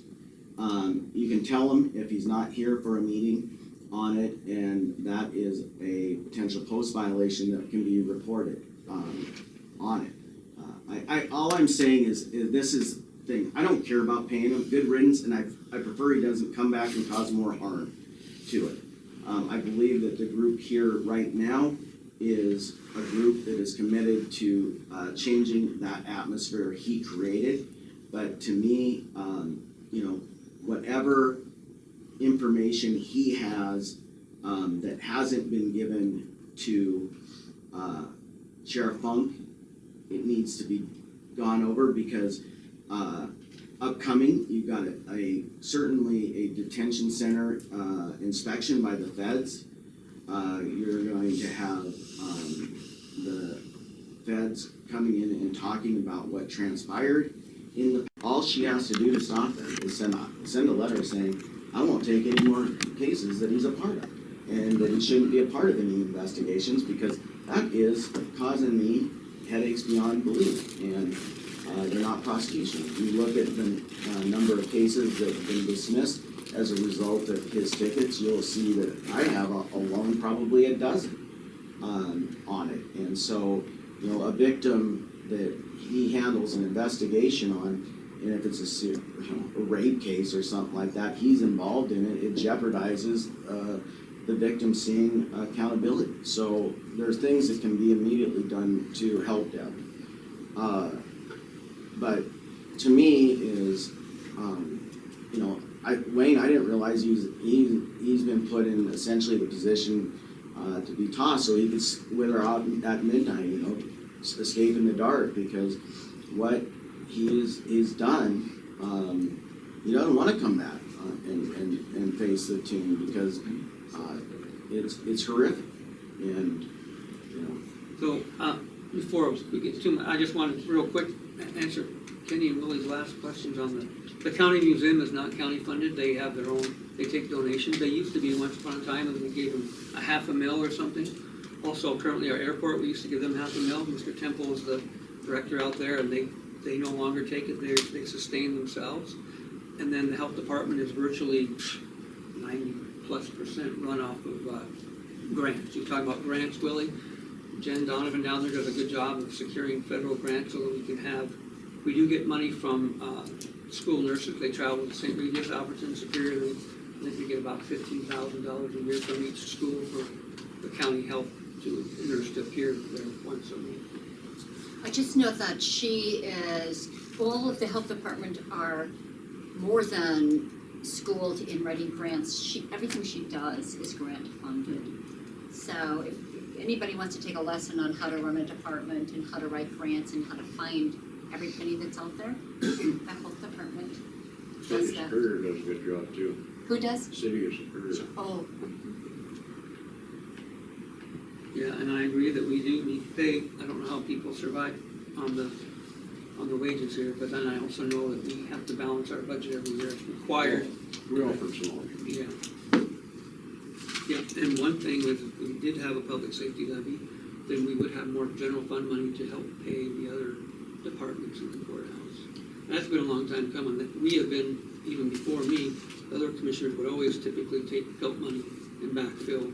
The public safety is just a really expensive. We pay a high price for justice. And as you mentioned earlier, it's more expensive every day. Yeah, and when I was giving praise to I was talking about the equipment, and Kenny was talking about how deputy cop cars were all sitting around here broke down and flat tires and hoods up. We were talking about the equipment improvement with the federal money. Cars have gotten better. The radios, we're putting up a new tower here, making the radio, hopefully they work better. And also cameras, body cameras have been purchased. So we were talking about the equipment primarily. I think we all agree that has gotten better. Yes, ma'am. So, Lance, Cashman, there are crimes that happen in this county that are not reported because of what Toth has done. So some of those are committed by the deputies under question, including councilmen. But there are people that have had crimes, myself included, who won't report because of Toth. And when I personally call him, he told me quite a few things that were inappropriate for any adult man to say. So don't be surprised that you think there's not things that aren't being investigated if you don't know about them. Well, that was my point, is it? But that culture was built from the minute Toth got here. I didn't fear that when Boone was here. Granted, not much was done, but I didn't fear calling Boone. I quickly learned to fear Toth and calling him and the department because of his demeanor. We'll just call it that to be polite. Lance, I think there's a lot of things that this community has for you, and because of the culture are unable to get the justice that's deserved. So I appreciate both of you doing your jobs, all three of you doing your jobs, and I hope we can change that. Because we gotta be able to trust our public safety. That's kind of why it's called public. I have another question. I just wanted to say, I think that we're headed in the right direction. I think that you already will feel a difference in positivity moving forward with the sheriff's office. So As soon as you let Brian do the job, correct. But if you're gonna test until January. I just want to speak to, I think that a change is in effect and that you will see a more positive attitude going forward and hope. That's all I want to say about that. My second question was, and I'm gonna hammer you guys every week. You told me that you would get some minutes about the putting a camera or a Zoom meeting in every public meeting in here. I told you that I would get minutes, and Juliet, there has not been time. It is extremely busy, and I will follow through with that. I will get the minutes of the meeting where it was discussed, it had been researched and determined that they did not want Zoom. Okay. That stands true still. You don't want Zoom, okay, I The got it. commissioners, they researched this last year. We went through this, they researched it. We had public meetings on it, and then the final decision was not to Zoom. I just said I would And give you those minutes. I would still like to ask today, not the minutes of previous meetings, why? Why? Why don't you want to be transparent with this county? We're not asking you to archive them. We're not asking you to save them. We're not asking you to publish them. The public is asking to be able to participate and know what's going on.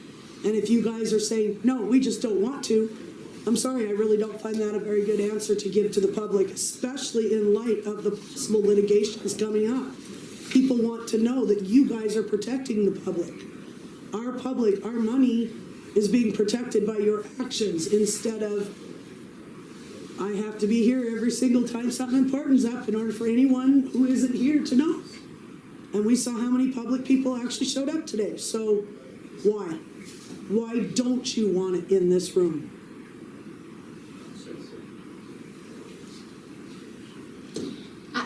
The only thing I can say again is I know that I personally love the YouTube. I like seeing that and going back to it. I think that's a very positive. You do a Zoom, I can record it and publish it on YouTube. That I will let the other two commissioners speak to that. I just remember what the research that you did and the decision that you made. Like I told you last time you asked that question, and I already answered it.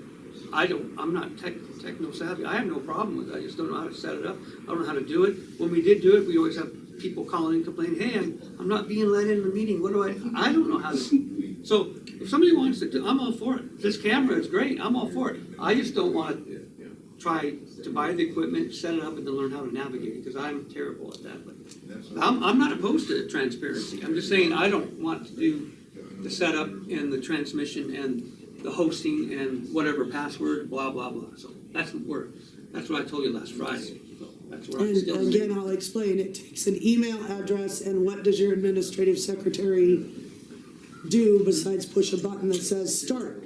So- That's it. Well, Oh, I hey, can tell Ken, ya, we before you have. leave, Mr. Verley, just in case you wanted, the phone rang, and at 1 o'clock, if you were interested or not, but Wally Congdon's at the county attorney conference, and the water compact objection deadline has been extended to February the 9th. So we're not gonna sign any of those objection letters, say we'll cancel the 1 o'clock, if that was something you were coming back for. All right, thank you. Okay, thanks for coming down. See you later.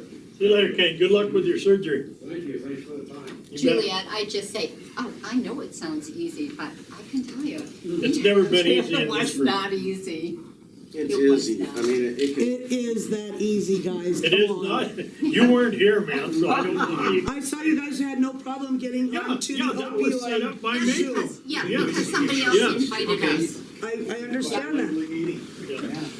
I think it could be easy that Before the, we leave. Are we adjourned? Yep, no, we're not adjourned, we have another public comment. Yep, Okay. we have another public comment. Oh, we do? We do. I think you called the meeting, right? No, we're still, yeah, No, we're still. Yeah, we Yeah, went he's long, gonna- go ahead, you can still talk. Put it on. So, okay, we have one more public comment, if we could, be quiet for the woman who wants to speak, what's your name? So my name's Anne Marie White, and among other things, I am the Girl Scout leader for the Mineral County Girl Scout Juliet Troop.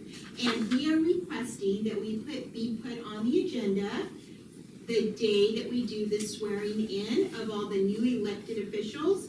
The girls are extremely civic-minded. They're currently working on a couple of badges that have to do with the functioning of government. And they have done this, they've presented colors before, they've opened up Railroad Day. They've also done the city council meeting in Alberton, so they're very experienced.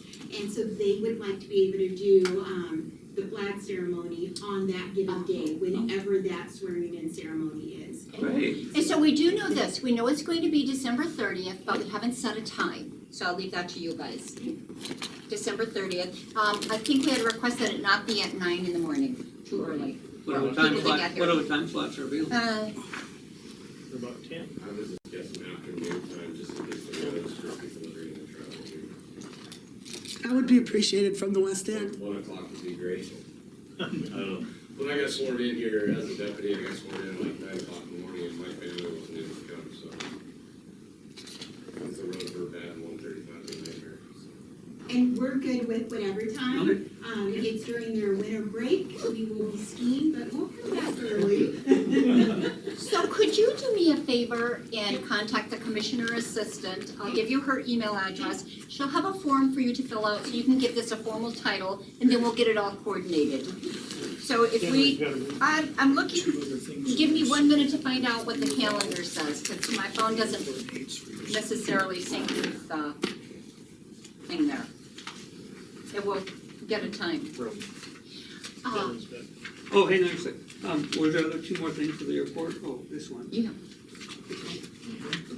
And that's it? Oh, Already signed it. oh yeah, Perfect. there. Mr. Logie? Yeah, I'm gonna just have Hector, she mentioned that. You might send a letter to the schools. Yes. And try to get the school, I know they're not in session, but let the school kids that might be interested in this announced, because that's good to get the young people involved. Yeah. See what goes on. Yep. So if you could send a letter. I would say that would be a good one for you. Okay. And newspaper article as well ahead of time. Because they need to get involved. Yes. So, here she is, and if you wanna also add that in the letter, you know, which one was the school, which contact register at the newspaper. And is it at Merrill County? Oh, yeah, I did do that. Ryan.